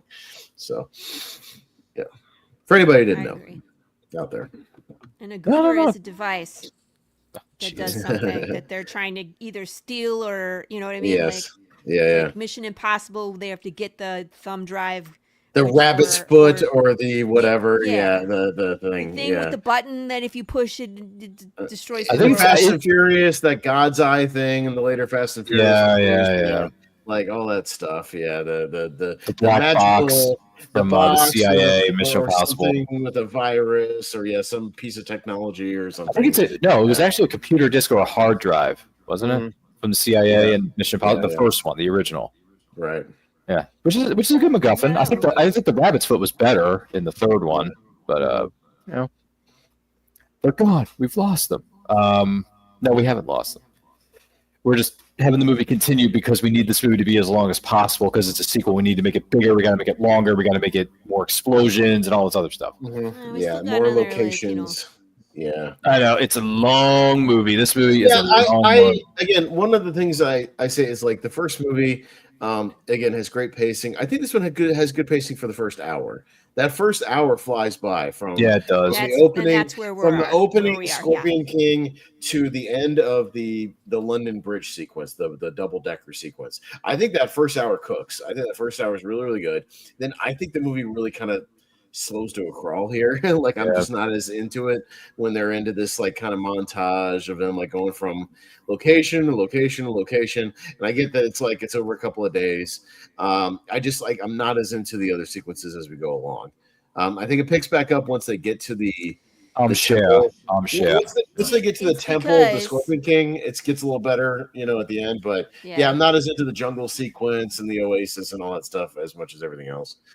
It's because they sped up that scene where Imhotep got all the bodies, got all his pieces back. That's what I mean. They just burned right through they it. Had to put filler. Yeah. We felt in the first movie, we felt a sense of dread as Imhotep was leveling up, right? Every time he leveled up, he was building up to it when he was he's back. All right, but we can kind of get away. All right, he's stalking the people one by one, kind of slowly building it up. There was a sense of dread. Oh my God, his powers are growing and growing and growing. Oh crap, now he's regenerated. Okay, but we still got some time. Got to get back to Hamunaptra. There was the sequence there, and it felt like we were always on the edge of kind of disaster, right? And this one is just he's back regenerated. He's with an ox and a moon, and now we're just traveling. We couldn't just get there. But I appreciate that decision because then it's too much like the first movie. You know what I mean? Right. We've already seen that. We've already experienced that. I thought it was a funny. Back now. I thought it was a funny joke of here's the three guys that dug up the jars. Okay, now we're just going to burn through that in 30 seconds. Yeah. I get it. But they did kind of retread a few things. We get the retread of the sand wall here in this sequence with the water. So it's kind of just almost like just a straight retread of that sequence. So, it's just not as exciting. It's still cool to a degree. But change it ever so slightly.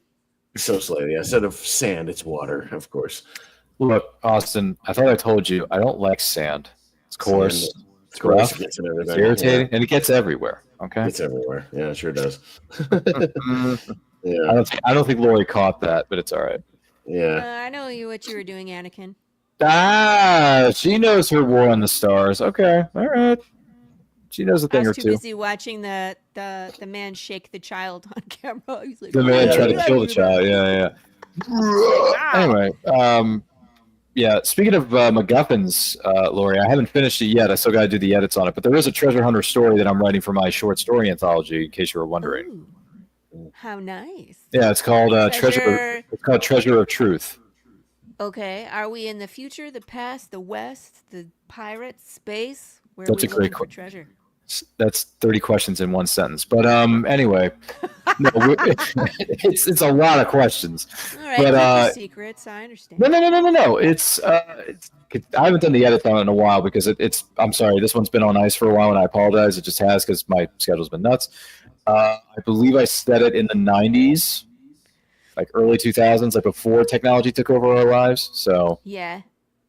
So it's about a kid. It's about a high school student who graduates, goes off to college, studies a bit of history, and he drops out after one semester because he realizes college isn't for him. Like he kind of gets bored with it to a degree, and in his studies he finds this chapter in a history book about a ancient treasure, specifically a scepter of King Tut in, speaking of which, Egypt. So he wants to go and look for this scepter of from King Tut that's emerald. It's an emerald scepter of King Tut. Because if he finds it, he believes in his mind that if he finds this one thing, that he doesn't have to get a real job and like work hard like the rest of us do. So without much experience in what is known as the field, Lori, all he takes is a bag full of a little bit of stuff with him, like little trinkets, like a toothbrush, his clothes, maybe a compass, maybe. But then when he gets to Egypt, he's like, okay, I remember the map. I have a copy of it. It's right here in my book or my knapsack. But where exactly am I going? So he just kind of like figures it out as he goes along. He kind of wings it, but then he also follows a team of mercenaries who are also on the trail of the same treasure. So he's kind of trying to get ahead of them, but also no. He's trying to follow them because he doesn't know quite how to get there. And then when he gets there, they get to it before he does. So he's trying to figure out a way. How can I sneak around these guys and get the scepter without getting spotted or caught or killed at the same time? So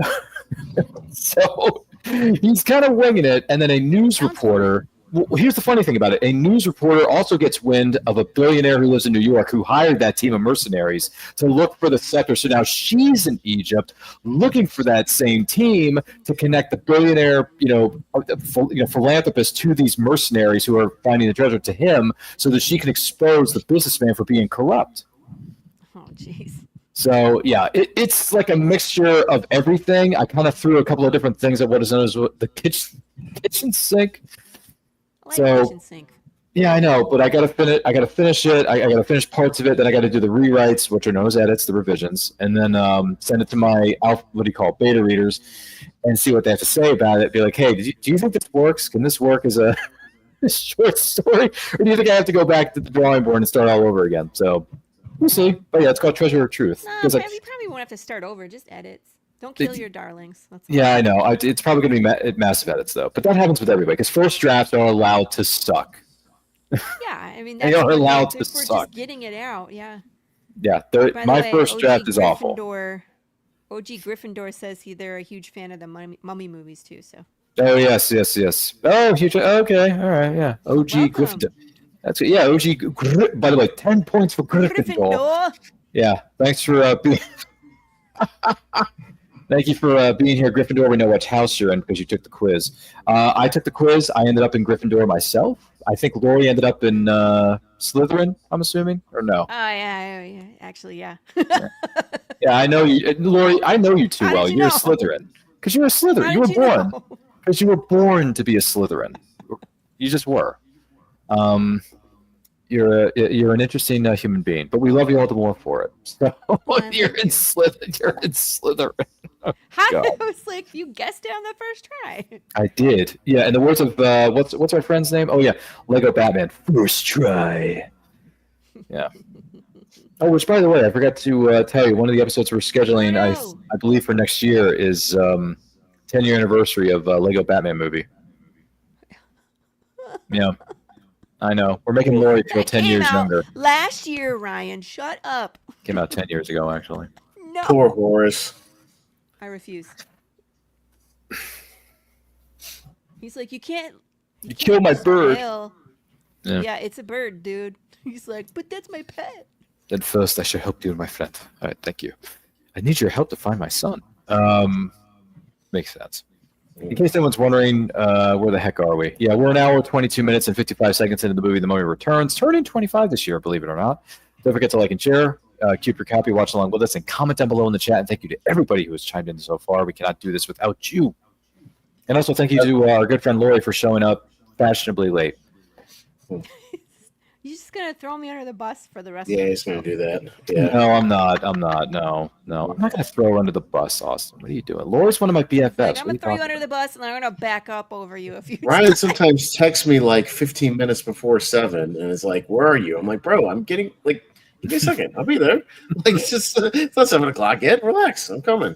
Like, sometimes I got to use the bathroom. Exactly. You know? I I gotta get my computer. Like, sometimes I rebooted. gotta restart. I gotta get some water. Like, Yeah. I gotta get ready, man. Like, I'll be there. Yeah. I'll be there. It's on my schedule. I'll be there. Well, I guess Anytime I said I'm gonna be a little late, I've told you I'm gonna be late, so it's all right. I basically pull a Mad Dog Tannen on Lori and say, because he acts like Marty. It's not 8:00 yet. It is by my watch. Yeah. Saw this once before, Ron. So yeah. Which I just, by the way, Lori. Speaking of westerns, I just watched Back to the Future 3 the other day again. So there you go. Nice. That's a good one. I like that one. It is a good That's one. one solid trilogy, isn't it? It I think is, all three yeah. of those are Yeah, solid. but Back to the Future 3 is like just freaking awesome. It's a great It might western. be good. one of the few trilogies that ends up staying a trilogy. That's what I'm saying. Right. It's one of the few And they better films. leave it alone. They Like, will. we don't How want a many have we reboot. seen? How many have we don't seen want a that didn't stay prequel. trilogies? Yeah, We don't want a sequel. Just leave it alone. Yeah, because I went back there and I watched Back to the Future 3 this week, and man, that western, all those character actors that you mentioned, Austin, they are so good. Yeah. They're hilarious. By the There way, is when he you know, is yeah, go ahead. moonwalking in the bar. Mm-hmm. Oh yeah. Oh, when he's looking for Marty, you mean? Or not Marty? No, Marty's in the past, and he's in the bar, and he's shooting at his feet, Mad Dog, and so Marty is moonwalking dancing like back and Michael forth in the Jackson. bar. Yeah, He's moonwalking. that's great. He's like, whoa. Last week we did Outlaw Josie Wales and Matt Clark. I pointed out, Yeah, the bartender in Back to the Future 3 is a Western character actor, and he was in Outlaw Josie Wales as a he was in bartender. Josie Wales last week, which we celebrated the other week, Lori. That movie turned 50 this year. Josie Wales is now 50. I believe it. So- That one's a classic, man. Yep. I'm actually I'm rewatching it. Actually, I'm like 30 minutes in. And I told Ryan that Matt Clark was also in the previous Clint Eastwood movie, High Plains Drifter, not as a bartender, but he was the barber in town, so he was still there. Barber. Yeah, he's the barber. But yeah, he's a lot of those guys pop up in all those old westerns all over the place. So they did a good job when they casted Back to the Future 3 of like digging into Western history and casting character actors. Did he make it into Maverick? I don't know, but we also pointed out the guy who Back to the Future 3 that was the train conductor. You know, he was also in Outlaw Josie Wales. He popped up in that movie as well. So that's what they did. They took all like the background actors, all those Western background TV guys, shows, and every they're just single all in one of them. Maverick. They took all of them and just shoved them into Back to the Future 3. The three guys that are in the sitting in the bar or the saloon all the time in Back to the Future 3 are like Pat Buttram and Harry Carey Jr. All those guys were in a million westerns They're too. so Like, good. Yeah. they were all in. I love those guys. By the way, all the old TV shows, the Raw Hides and the Gunsmoke, all of it, Bonanza, all that stuff. They were all on there. Yeah, they did all that stuff. That was their thing, man. yeah. That was their jam. What was the actor that played the sheriff of Nottingham in Robin Hood? He was the voiceover. He's like, the people who do this, does anybody walk or run anymore? Yes, they do, but for recreation. Alan Rickman? No, different actor. He's a character actor in Back to the Future 3. One of the three old dudes in the bar is also the voice actor for the sheriff of Nottingham in the animated version of Robin Hood from Disney. Oh. Yeah, he's Okay, I was like, what are you talking about, Alan Fox. Rickman? No, not Alan Rickman. The Fox version, the Fox Citizen Disney version. That's what I meant. Got it. Yeah, but he says, "Run for fun." What the hell kind of fun is that? Yeah. Great, I love it. It's so good. So yeah, if you're looking for a good western, check out Back to the Future. So one of the old timers in Back to the Future 3, the other one, Dub Taylor. Yeah. I think he's the guy the guy who says, "You better run, squirrel." That's Dub Taylor. He is in Maverick. He is in Maverick. Yeah, there's your connection. Yeah, Lori was right. Yeah, I was going to say there should be a lot of crossover because that was the same idea, you know. How many Western people can we just shove into the background? Yeah, that was a the great idea. point. They tried to dig into that, so I'm sure there are quite a few. Which was genius of Robert Zemeckis and his team, by the way, to do that. I thought that was genius. Mm-hmm. Yeah. That's one of the better directed. Like, honestly, in terms of directing, like it's just such a well-directed movie. Yeah, and now we find out there's little monkeys in the Mummy, apparently. The little like pygmy monkey things, yeah. Pygmies. Zombie pygmies. Yeah. Pygmies. This is like the sequence in Lost World, though, with the raptors. Yeah, I was gonna say that's great because then you don't have to pay for CGI. Jeez. Yeah, you just disappear have into guys the- getting thrown backwards. Yeah, into the They just fall into the grass and Yeah, save money. this is total like soundstage stuff, though, so you can tell. Yeah. Someone was like, "Bring in the ferns." Yeah. Ferns. No, everybody. this is definitely a soundstage. You can tell from like the lightning flashes too. That's very like soundstagey stuff. It's so fake. This whole thing yeah. is fake. Yeah, the first movie had way more like Practical had some effects. well, it had more sound stages and like it had more real locations and sound stages. Obviously, there's stages in the Yeah, first movie. Pinewood. Pinewood. Yeah, Pinewood Studios. I don't know if they did this at Pinewood. I'd have to look it up. Probably they might have.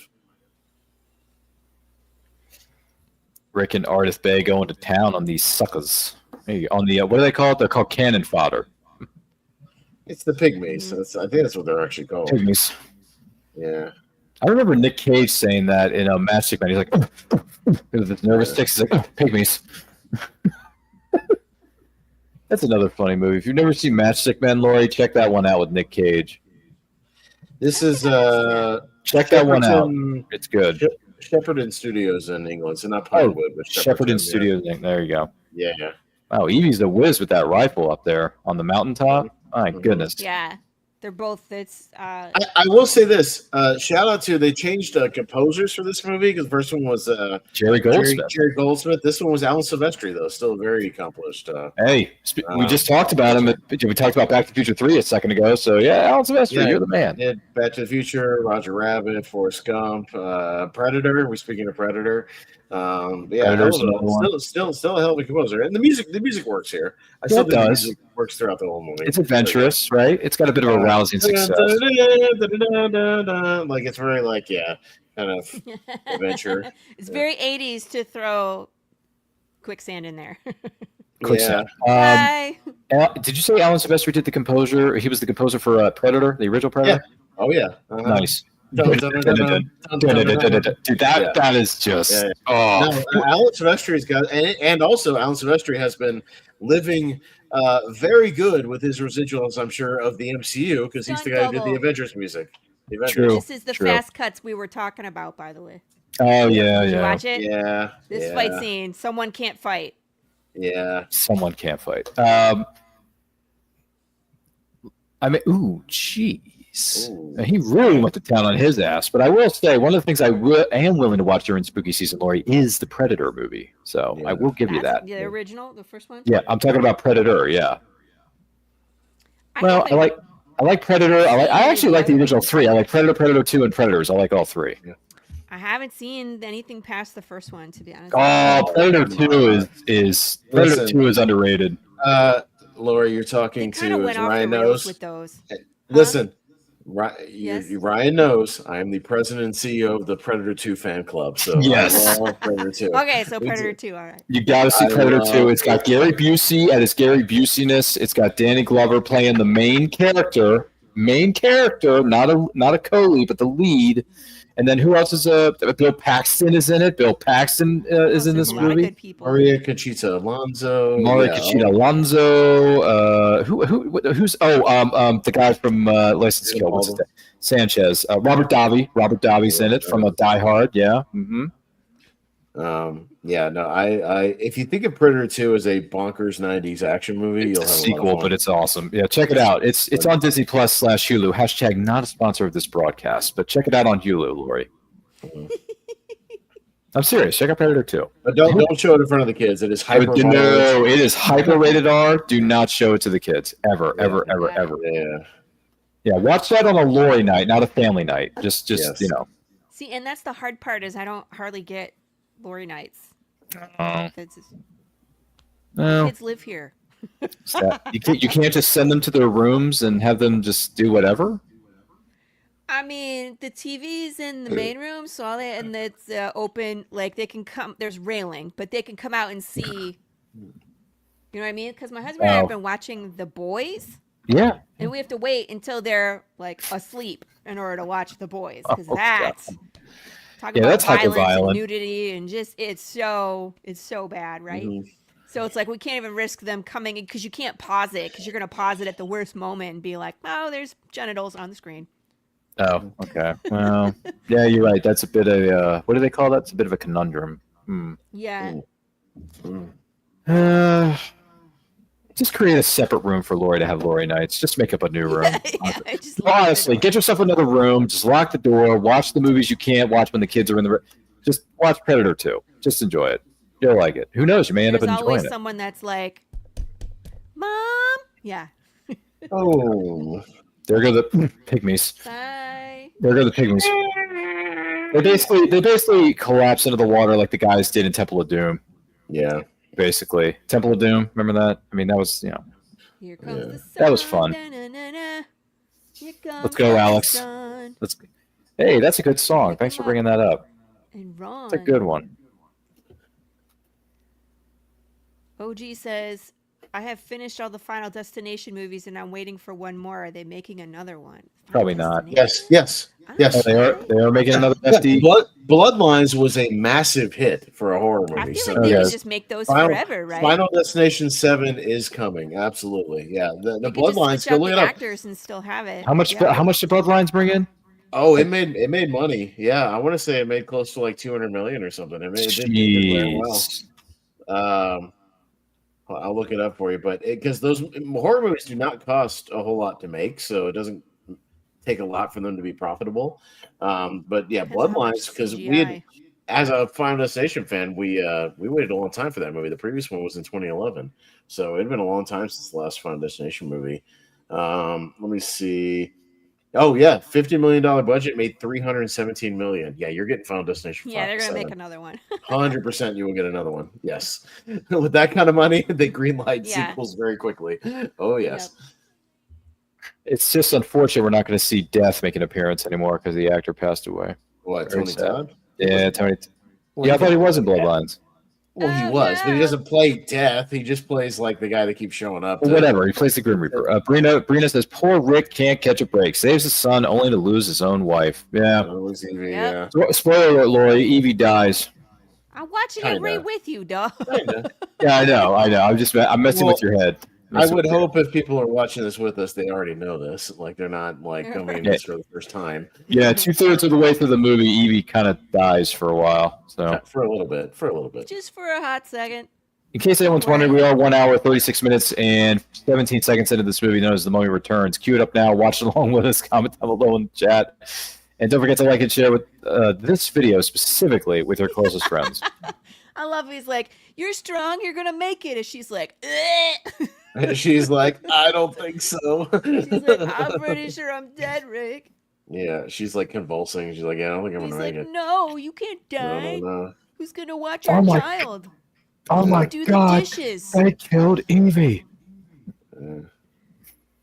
I spent all that time teaching you how to shoot. And like use knives and swords, and you end up dead still. Yeah. She's not really Okay. dead though. Minor spoiler: she's not really dead. She's kind of in a coma. That's all. She's actually no, she's dead. She just She's dead. he uses the Book of the Dead to bring her back. Like she's dead. Mm-hmm. Yeah, I in mean, the words she's not of in a coma. Yeah. well, in the words of the movie Heavyweights, he's dead. She's dead. Oh, he's dead. You know, he Yeah. did. No, He's is he just mostly dead? Or is he dead. just really dead? Yeah, Two blades. exactly. I understood that reference. He's really dead now. Why would anybody want to kill him twice? Anyway, sorry, I'm quoting Clue now. I don't know why. R.I.P. Tim Curry. We're gonna miss you, brother. What a great actor. Great legacy he left behind too. My gosh. Who? Okay, real Yeah. quick nitpick with these movies, including the first one. Especially this one. Who lit up all these torches?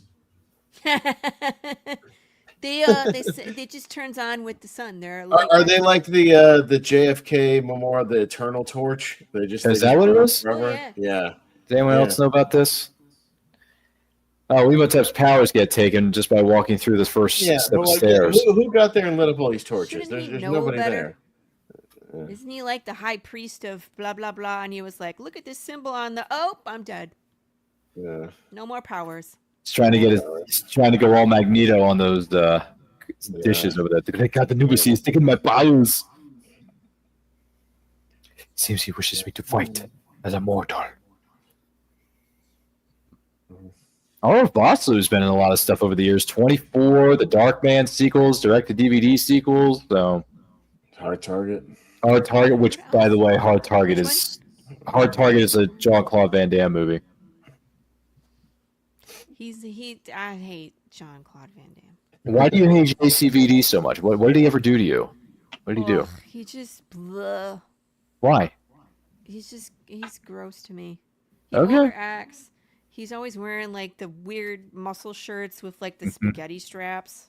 Like the way that he dances is just very cringe. Oh, come like, on. The kickboxer dance is awesome. It's terrible. It's terrible. Like I think he's much more male gaze than female gaze because we look at him and we're like, this is disgusting. Please stop. And men are like, look at him. It's great. And we're like, no. Okay. Apparently we got a JCVD hater in the house. That's okay. Don't hear that very often in this business. Bloodsport's a certified classic. Now I break you. He's been in a lot of stuff. Like I can appreciate his grind. Like he's been working for a long time in lots of martial arts, but 40 plus years. Not a fan. Okay. So what was it? We talked about Hard Target. That's one of his better ones. For me, I grew up on Street Fighter, so that's one of my all-time favorites. No, Bloodsport and Kickboxer are the ultimate JCVDs. Expendables 2 is pretty good because he plays the villain, Jean Valjean, in that one. And then Time Cop is pretty good. So, you know. Yeah. I have a soft spot for Lionheart. Lionheart's fun. I never saw Lionheart. I never saw it. Lies. It's just him doing like underground fights. It's fun. It's all right. Yeah, it says in the good book, Alex. It's in the good book. That's it. Come on, Uncle John. That's the book. We need the book. The book. Come on. That's it. The book. What? We need the book. This always grossed me out. This grossed me out. Like when I first saw it, though, it still does. When he pulls his hand back out and it's like a skeleton hand, and it's kind of slimy. It's gross. It's like, take my strong hand. What? You and your music. Good Lord. What music? That's from Scary Movie. I haven't seen Scary Movie in a bit, so. So you watch this when he pulls his hand out. Ew. He's like, ew. That sucks. At that point, you just have to amputate your hand, right? There's no saving that. Oh yeah, it's done. There's no skin grafts in like 1939. Like no, that ain't happening. OG says, "Are you still there? Uh, Are you ignoring him right I don't get it. No, I'm not ignoring anybody. I'm just saying, like, we're watching a movie. We can't do 30,000 things all at one time. I believe in you. I know. Thank you. I'm also a writer. Thanks for asking. I just can't. I can't write. I can't write very well, but I do write. That's not true.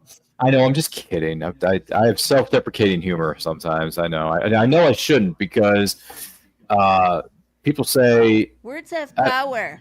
Words do have power, but you also have to believe it. If you believe in yourself, it's it will happen. Like if you believe you can write a story, put something out there in the world, whatever it is, whether it's a story, a piece of sculpture, a canvas that you want to paint, whatever. If you believe it, you can do it. So it's just it's all about. I guess to a certain degree, you have to have a semblance of faith within yourself. Yeah, sorry, didn't mean to get philosophical. Syndrome. Don't listen. Well, that's another thing I struggle with is imposter syndrome is huge. I struggle with that big time. Oh, an army of Anubai? Is Anubai plural? Anubis. Yeah, the Anubai army. Yeah. All right. Time someone taught you a lesson, wench. Come on now. This is the gift that Austin was sending me the whole week. He's like, hey, I'm ready for you. It makes me laugh. Yeah. No, yeah, the old timey boxing thing. Yeah. I'll baste your turkey. I'll butter your bean and serve it to you cold. I will. Okay. I'll pepper your porridge. I'm referencing, by the way, the Conan O'Brien SNL sketch. Oh, jeez. Where he does that old timey boxing. He's like an old timey. When he hosted SNL in '99, he did a sketch about an old timey boxer that was terrible. And his trash talk was like, "I'll pepper your porridge. I'll butter your bean." Like it's very funny. Oh, that's not good. He's like, not you. And we're about to find in a minute, the unfinished worst- visual effects. The unfinished 8-day CGI of the Scorpion King. Yeah. He's Which, like, yeah, if you nobody look makes up me the- bleed my own blood. If you look up the Wikipedia, it says, yeah, they had short notice. ILM did. They had Isn't that 8 terrible? days to make the Scorpion King. That's horrible. That's This is so why terrible. It looks bad. They said they had very few visual representation, and they didn't get a chance to get The Rock with his schedule to do the some mocap stuff, to get a better CGI of his face and all that. So it has this, an awful uncanny valley. It's really bad. And they make a Oh, point of what's saying going on? something about that in a WWE promo when he's talking trash against Hurricane Helms. He's like, because he makes the remark of like, you weren't even in the movie, you barely were in it or whatever. And then he's like, it was a special effect for the movie.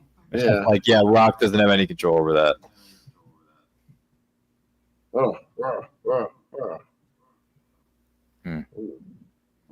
Do. My movie froze. Don't worry, we'll give you a timestamp. Or I could give you a timestamp because, I gotta wait Let me for know it when to you- come back. oh gosh Yeah, darn it, it's Lori. fine. We're in the home stretch here, and your tech just seems to quit on you. I know. No. I know. I know. Hey, we On get two Nipples different and Play things. Video. We get two times of my favorite thing, Ryan. We're gonna get another wall of people running into another wall. Oh of my things. god. Yeah. It started Smash my into each movie other. over. Let's start from the very beginning. Oh. All right. Well, if you need a timestamp, it's 1 hour, 45 minutes, and 30 seconds. Boom. Yeah, 1 hour, 46 40, minutes. 45 minutes, and 30 seconds. Yeah, I'm gonna go right there. All right. Rena says it would be. She says it would have been kind of cool if they did a Mummy 2 remastered edition where they actually finished the CGI effects for the film. Brendan Fraser commented on that at a Yeah. Q&A I saw, where he was like, "No, man, leave it alone. It's a product of its time, and that's why it makes it charming, and everybody talks about it. Why not? Just leave it alone. Don't redo it." There is a YouTube video where there's a CGI studio that did fix it. That did Like fix they it. went Yeah. back. Oh, They all took I never apart saw that. The CGI and they attempted to make it better. I don't Yeah. know. I don't think it made it better. To be honest with you, it still looks. Mm. What did you Flat. say? It looks choppy. It's flat. You know what I mean? Like it's Mhm.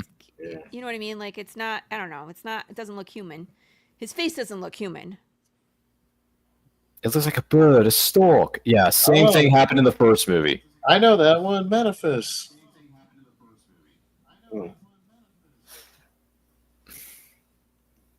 I'm at the part where the Manifest. guys are fighting. Hmm. And FD they Chakra fall Manifest. down. And now Anubis. Where he's Anubis, bringing. He's battle Anubis. Battle He just did the- Anubi. yeah. He just brought. He's bringing Evie back to life, and now it's back to the fighting. Evie's about to pop so I'm back like in. 30 seconds too far. Yeah. Now the Scorpion King just announced his Did presence. they fall down? He's not there yet, but they're waiting for him. He's about to come through the door.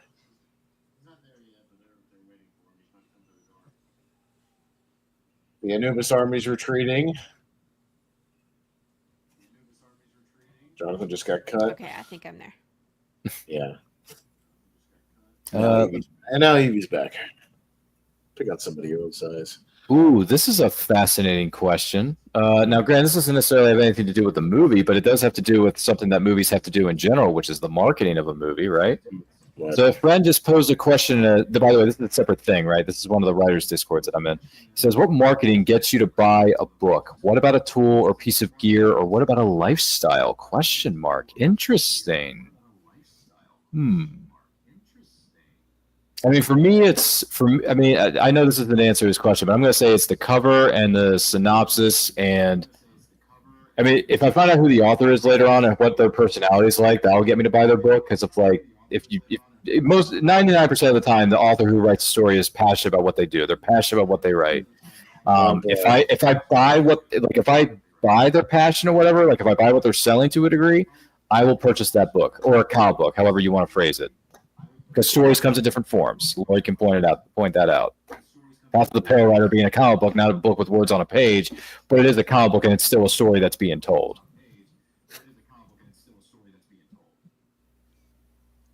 Yes.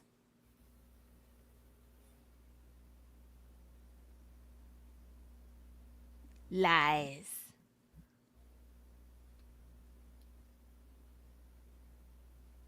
Man, those visual effects are terrible. Oh, that Scorpion King looks so bad. I know, he's like, I love Brendan Fraser there, where he's like, what'd you just say to him?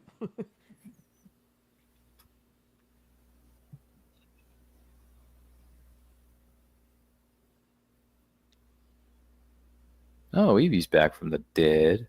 And for me to buy a book, I don't know.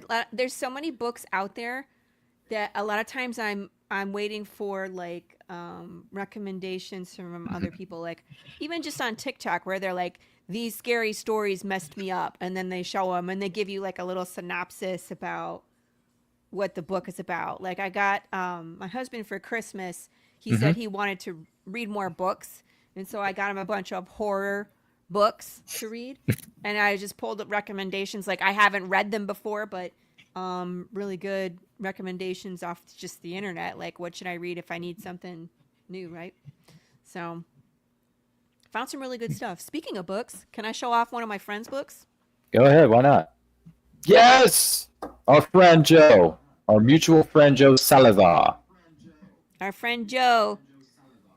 This is her re-release of the first one. So this is with her new publisher, Source Books, and so this is her one off of Amazon, and she has a collector's cover that's in. Her books are in Walmart. Isn't that amazing? Oh, so cool. So if I go to Walmart tomorrow, I can purchase a copy of that. Yeah, it's a pink cover, but it's the same. It's the same like letters and with the hand and everything on it, but it's a pink cover. Yeah. It's a cool moment. I think they won. They beat him. I think so. Oh yeah, congrats to Joe Salazar. She's actually going to be a guest next week, Lori. She's going to be on the show. So. Is she really? That's amazing. Yeah, the week after her big I say hi. re-release. Oh, I will. Yeah, and if you're, I know it's impossible because you work 40 hours a week and you have kids banging on your door. But if you're able to join us in the chat, feel free to say hi and ask Joe a question if you want.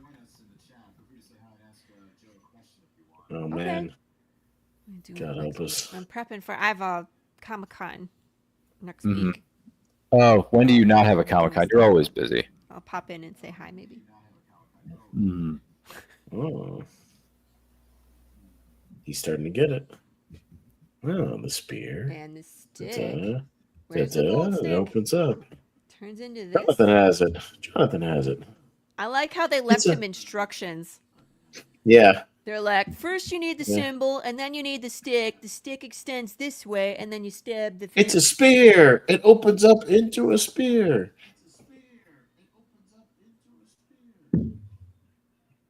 Oh, jeez. Doesn't look like it. Opens up into one. Opens up into a spear. Uh-oh. Oh, I do think Alex has better chemistry with Jonathan than anybody else in this movie. Actually, I do think they have a decent rapport. Yeah, agreed. This is a good like because Jonathan's like a kid. This is one of my favorite moments in the movie, though. Till death. Just like, well, we're gonna die, but oh well, we're gonna go out fighting. It sucks, man. Where it's like you killed all the bad guys. You just know you're screwed. Yeah, you thought you had a victory, now you're screwed. Yeah.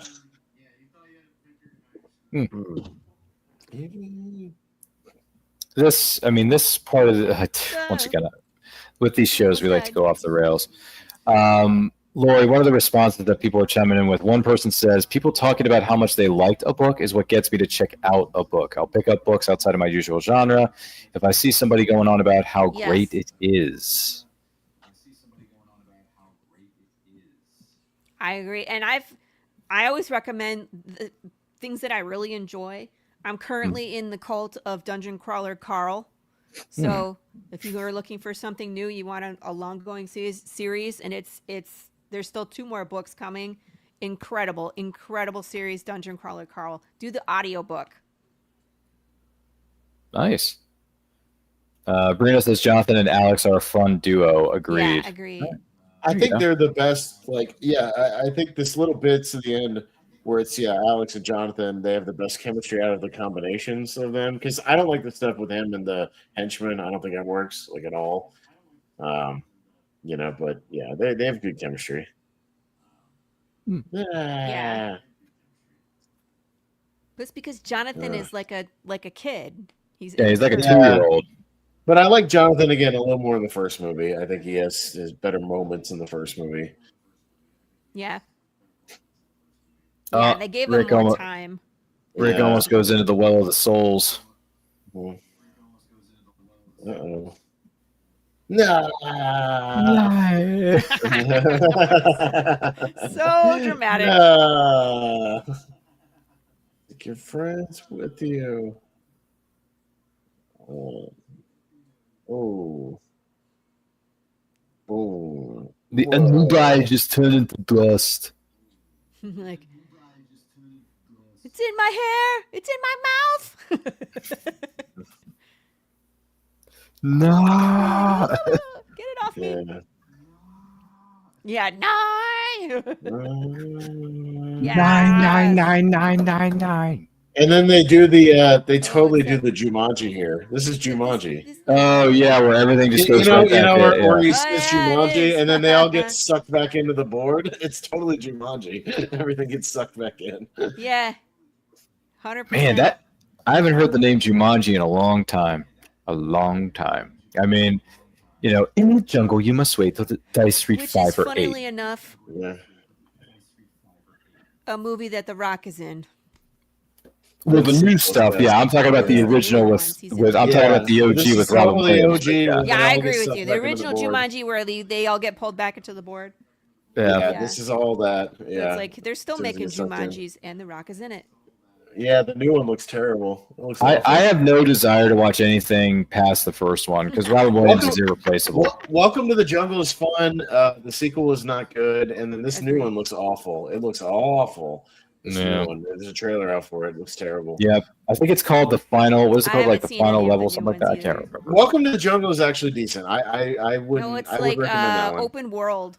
Open world. That's it. Yeah, it looks it's just called open world because the characters are in the real world. Yeah, game characters are in the real world. Which again, it's just Jumanji. That's what they're doing in the original movie.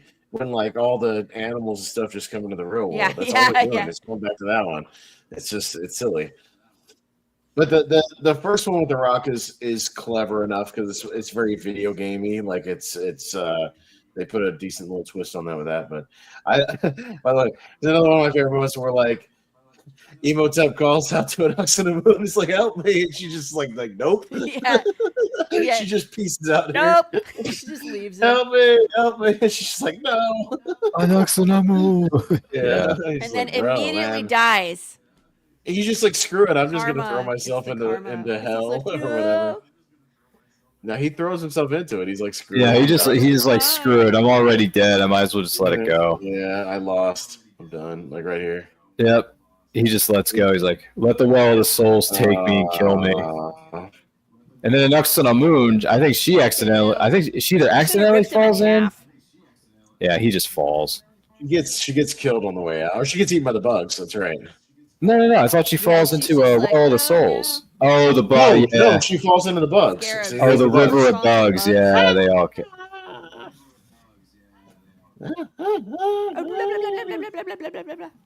Yeah, she gets eaten, just like Benny. Same fate as Benny.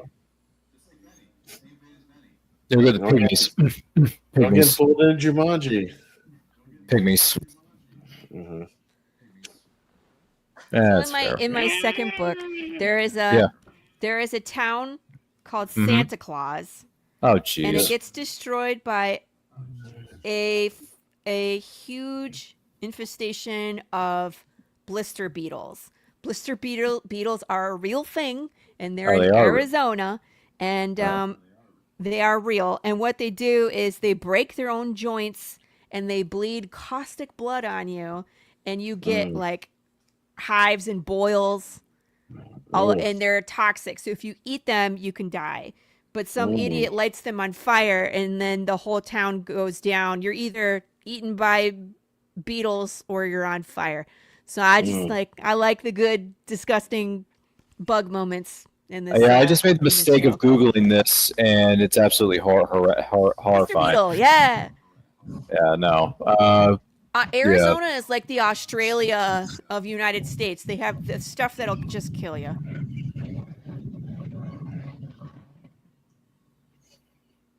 Of course, There's Izzy actually a with the video. I have a last minute.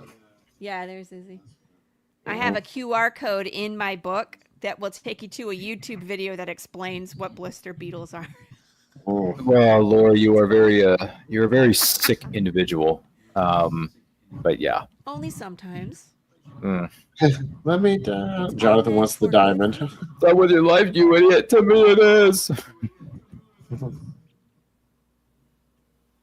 Yep. Just before Jumanji gets sucked back into the board game, he's able to steal the diamond.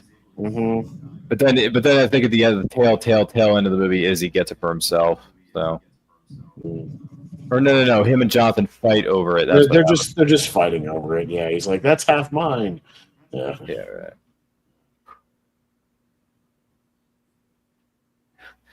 Wow. Okay. Yeah, O'Connell. Yeah, you almost got me killed. At least you didn't get shot. Izzy, thank you.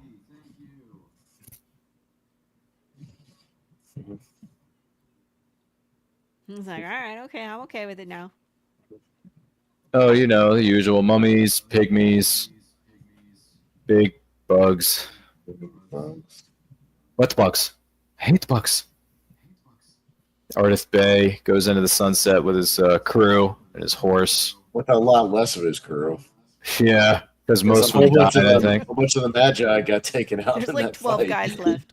I think it was like 20 of them, actually. It looked like there was like 10,000 guys at the start, and now there's all on maybe, horses, maybe, remember? And that last line of people was maybe 100 or 200. Yeah, maybe.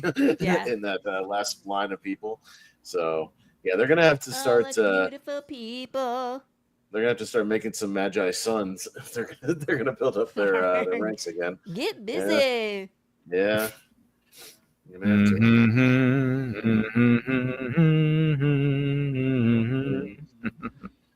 It's half mine. I have no idea what you're talking about. No, you stole my gold stick. I know you took my gold stick. Spend the head of my life. I have no idea what you're talking about. You ain't got a wife. I don't have your gold stick either. Yeah. They use a lot of the music, by the way, from The Mummy Returns on the Mummy ride at Universal. Oh, nice. Cool. They use a decent amount from the original movie. They actually use quite a bit from the Returns movie, actually. Oh, that's interesting. You know what else is interesting? The fact that we have reached the conclusion in the end credit sequence of what is The Mummy Returns.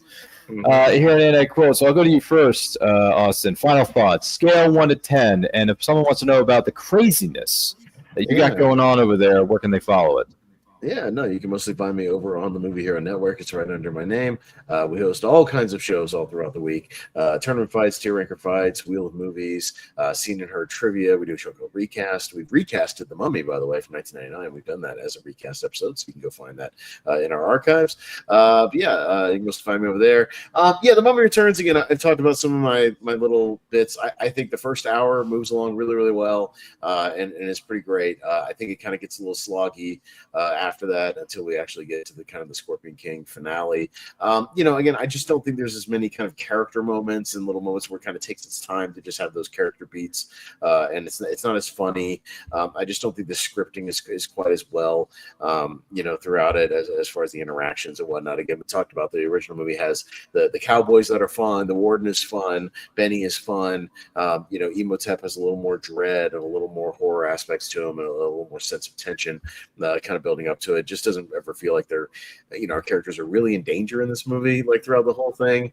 It just gets a little sloggy. But again, I think the action still cooks for the most part. The music is good. I still think everybody kind of stays true to the characters for the most part. I like the stuff with Evie, getting in on the action. I think that's really good. So it's very watchable. Like I could totally put on this movie, watch it, have a good time, entertaining. I just think it's kind of a significant step down from the '99 movie, which that movie to me is like a perfect film. Like I think it just cooks from start to finish. So this one's like more of like a 6.5 or a 7 out of 10, whereas the original was like a 10 out of 10. So I still like it. I still enjoy watching it. I just don't watch it as much as like that '99 movie. I could watch it like once a month and never get tired of it. So that's where I'm at. But thanks for having me. I appreciate it. I gotta get on over to the Movie Hero Network and start on the show. But thanks for having me as always. I appreciate that. No problem, man. Thanks for being here. We'll see you on the next one for sure. Lori, my dear Lori, final thoughts on this movie, even though you were almost halfway into the movie late. Stop it. I was not half late. Give me a minute. No, listen. You're my sister from another mister, and I love you to pieces. But that's the honest truth. But what are your final thoughts on this movie, specifically The Mummy Returns? On a scale of 1 to 10, what would you give it? And if someone wants to know more about you and that really crazy, weird, wild, twisting, turning path of the Pale Rider, where can they follow it? Gotcha. I don't think I could have said it any better than Austin did. I think he said everything kind of how I feel as well. The only other thing I could say that was different in this one from the last one is the Rick and Evie relationship. I have this thing with, I don't know, it's like relationships where they just say their name over and over. You know what I'm talking about? Where it's like, Rick, Evie, Rick, Evie. And I think it's cheap. I don't know. It's kind of what you see. Parts of the Caribbean is another one that does this. You know what I mean? Yeah. Nauseating in my book. But anyway, I would still give it a 6 or a 7 because, like Austin nicely said, it cooks for part of it. There's good action. I enjoy the fights. It has flaws, but you can still turn it on and enjoy it anytime. And we all just kind of appreciate the CGI that could have been. If you like my sense of humor and kind of dark humor, I also write a series called Path of the Pale Rider. We just released our second trade paperback, which is late pledges are still available on Kickstarter, or you'll be able to purchase these directly from my publisher. They're also going to be up on Amazon shortly. So Path of the Pale Rider is a book it's a neo-Western where death has been broken. The world devolves back to the Wild West, and we follow this cowboy as he searches for what the heck happened to death. There is no death. There is just decay. Animals, insects, and fish. We're all stuck here together. It's a really bad day. So we are moving into issue number 9 in October. And you're going to be excited, Ryan, because there's going to be answers. So we're going downhill to the answer. Issue 9, you can figure it out. If you don't figure it out in 9, issue 10, I tell you what happened to death. So you got to come with me on this roller coaster ride. You can find me all over the place: Facebook, Instagram, TikTok. We have a website. I'm part of Rolling Squid Bones. That's my publisher. And of course, you can tune into the Tuesday Morning Brew every Tuesday at 11 a.m. Eastern Standard Time and hear me interview other indie creators, writers, artists, ventriloquists, musicians, novelists. They're all on the show. We have a good time. And occasionally smash a pumpkin. That is all. That's fantastic. It's just too bad that Ryan, aka myself, can't be on your show because I work 9 to 5 every Monday through Friday. So that's what really burns me. That you and I are brother and sister, and we care about each other. We want to support each other, but it's like it can never happen. I know. There's just certain shows I can't get on too. I get it, but I inherited the show, so it's not like I picked the time slot. I just want to throw that out there. It's not my fault. Oh, well, Okay. Because it was All right. already a And you- show, and it was a different show when I was going on as like a panelist, and they would Oh. let like 9 or 12 people on. And around Oh, episode God. 35, Pops was like, "Do you want to take over the show?" I said, "I will, but we're gonna change it. I don't want to do a panel show." And he was like, "You can do whatever you want." And that's when it became an interview show. So Nah, just too we're bad on you do it, episode Darren. like 240. Really? Wow. Okay. You're not that far behind because, and I quote, we've got over 300 plus. I think it's like up to 307, 308 at this point. That's So, amazing. which is fun. Which is, yeah, I've broken some Yeah. records, and I don't know how to put this, Yeah. but I'm kind of a big deal. So, yeah, 300 plus episodes, 6 years of doing this show. Not this one particularly, but and I quote specifically the flagship show of this channel that you're watching or experiencing right now. So podcasting, very, very good to me. The guests we've had, very, very good to me. So, be grateful, be blessed, and enjoy it because they don't come around all that often. So going along with what Lori said, here are my 2 cents on this one, Lori. I want to share this with you. So this movie is fine. It's not something I'm going to rush back over and watch over and over and over again like I would the original 1999 Mummy with Brendan Fraser and company. Yeah. But it has some good moments, as Austin pointed out. I think the score by Silvestri is pretty cool because Silvestri is a freaking legend of the business. It's good to see, just some good action sequences. Rachel Weisz being Rachel Weisz because she's very, very beautiful. And she's one of Hollywood's best crushes. So nothing wrong with that. Sorry, I didn't mean to get technical there with you, Rachel, but still. But here's my biggest issues with this movie particularly is that the kid is annoying. Don't care about the kid. And I feel like they're just trying to I'm sorry, but Alex just says, he does, in the words of our good friend Randy Jackson, it's a no for me, dog.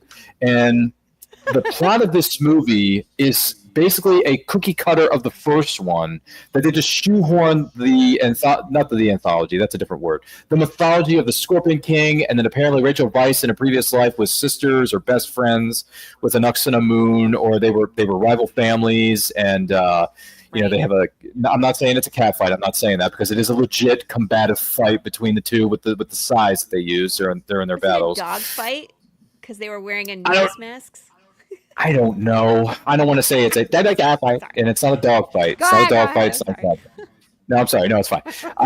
But yeah, look, but they're great doing it, and the battle scenes between the Uxana Moon and Evie are great. I will give them that.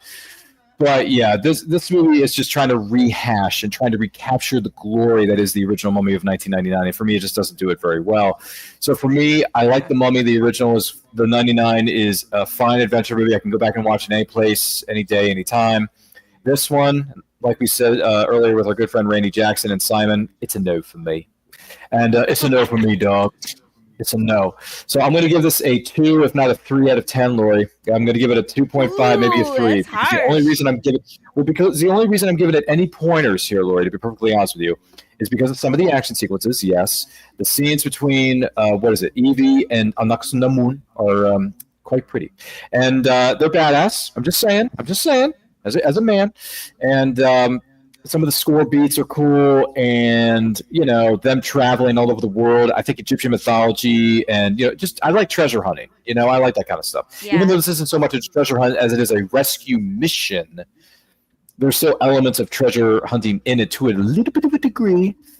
So, and I like treasure hunter stories. I do. I respect that genre a lot, a big time. So I would give it a little bit of pointers for that. But other than that, it does not work. And to me, this is more of a comedy. That's what I'm saying. Like this, to me, The Mummy Returns to me as a comedy. National Treasure is an action adventure movie that just happens to have moments of comedy. I like that. Yeah. That's how I would describe the differences between something like The Mummy Returns versus something like National Treasure, which I'm trying to think. National Treasure was 2004, I want to say, was the original. So we got to wait another couple of years before we do it. Watchlong. But we're going to do it because National Treasure is freaking awesome. And it's Nick Cage at some of his more tamest of being Nick Cage. So all good things. But yeah, those are my 2 cents. If you want to catch up on the insanity that ensues, because Lori's pretty insane herself. My name is Ryan. Follow me across all four. I know, I love you to death. Follow me across all 4 social media simply at Anti-Quote channel, which is, where am I pointing to? Where is it? Right below my name there. And Anti-Quote is on Saturdays, 12 p.m. Eastern time. And then Movie Watch-Alongs again on Friday night, 7 p.m. Eastern time. I'm going to give you guys a heads up. We have a very special giant-filled episode of the Writer's Showcase on Saturday, the 29th of August, where we're going to have not one, not two, not four, but six different writers of different genres are going to be sitting with us right here in this virtual studio talking about their favorite genres, their writing processes, how they go about writing their stories, where their favorite spots are to when they're writing those said stories. And I want you to join us. I want you to be there in the chat, ask them questions, ask them anything you could possibly think of that have to do with writing and or storytelling, because there are a lot of elements that go into storytelling, as Lori over here well knows. So check it out. You're going to like the way you look after watching or listening to those videos. I guarantee it. So thank you for joining us. Don't forget to like, comment, share, subscribe, ring the bell to be notified. And when the videos go up or they go live, and we do want to take this opportunity with all due respect, happy 25th anniversary to the entire cast and crew of what is known as The Mummy Returns.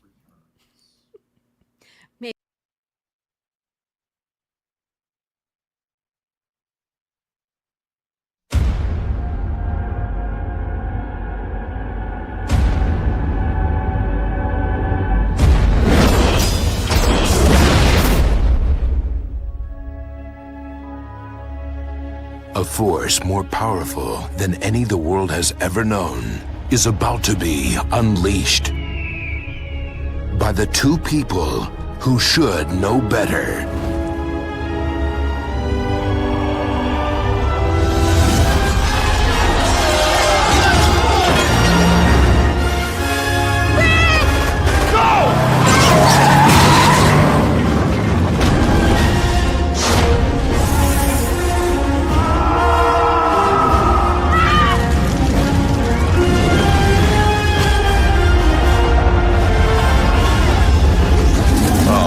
Not these guys again! Come on!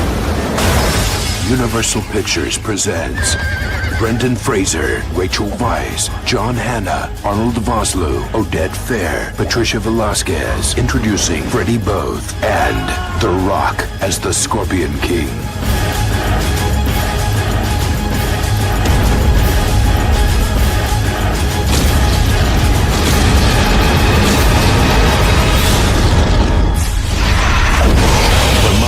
Returns.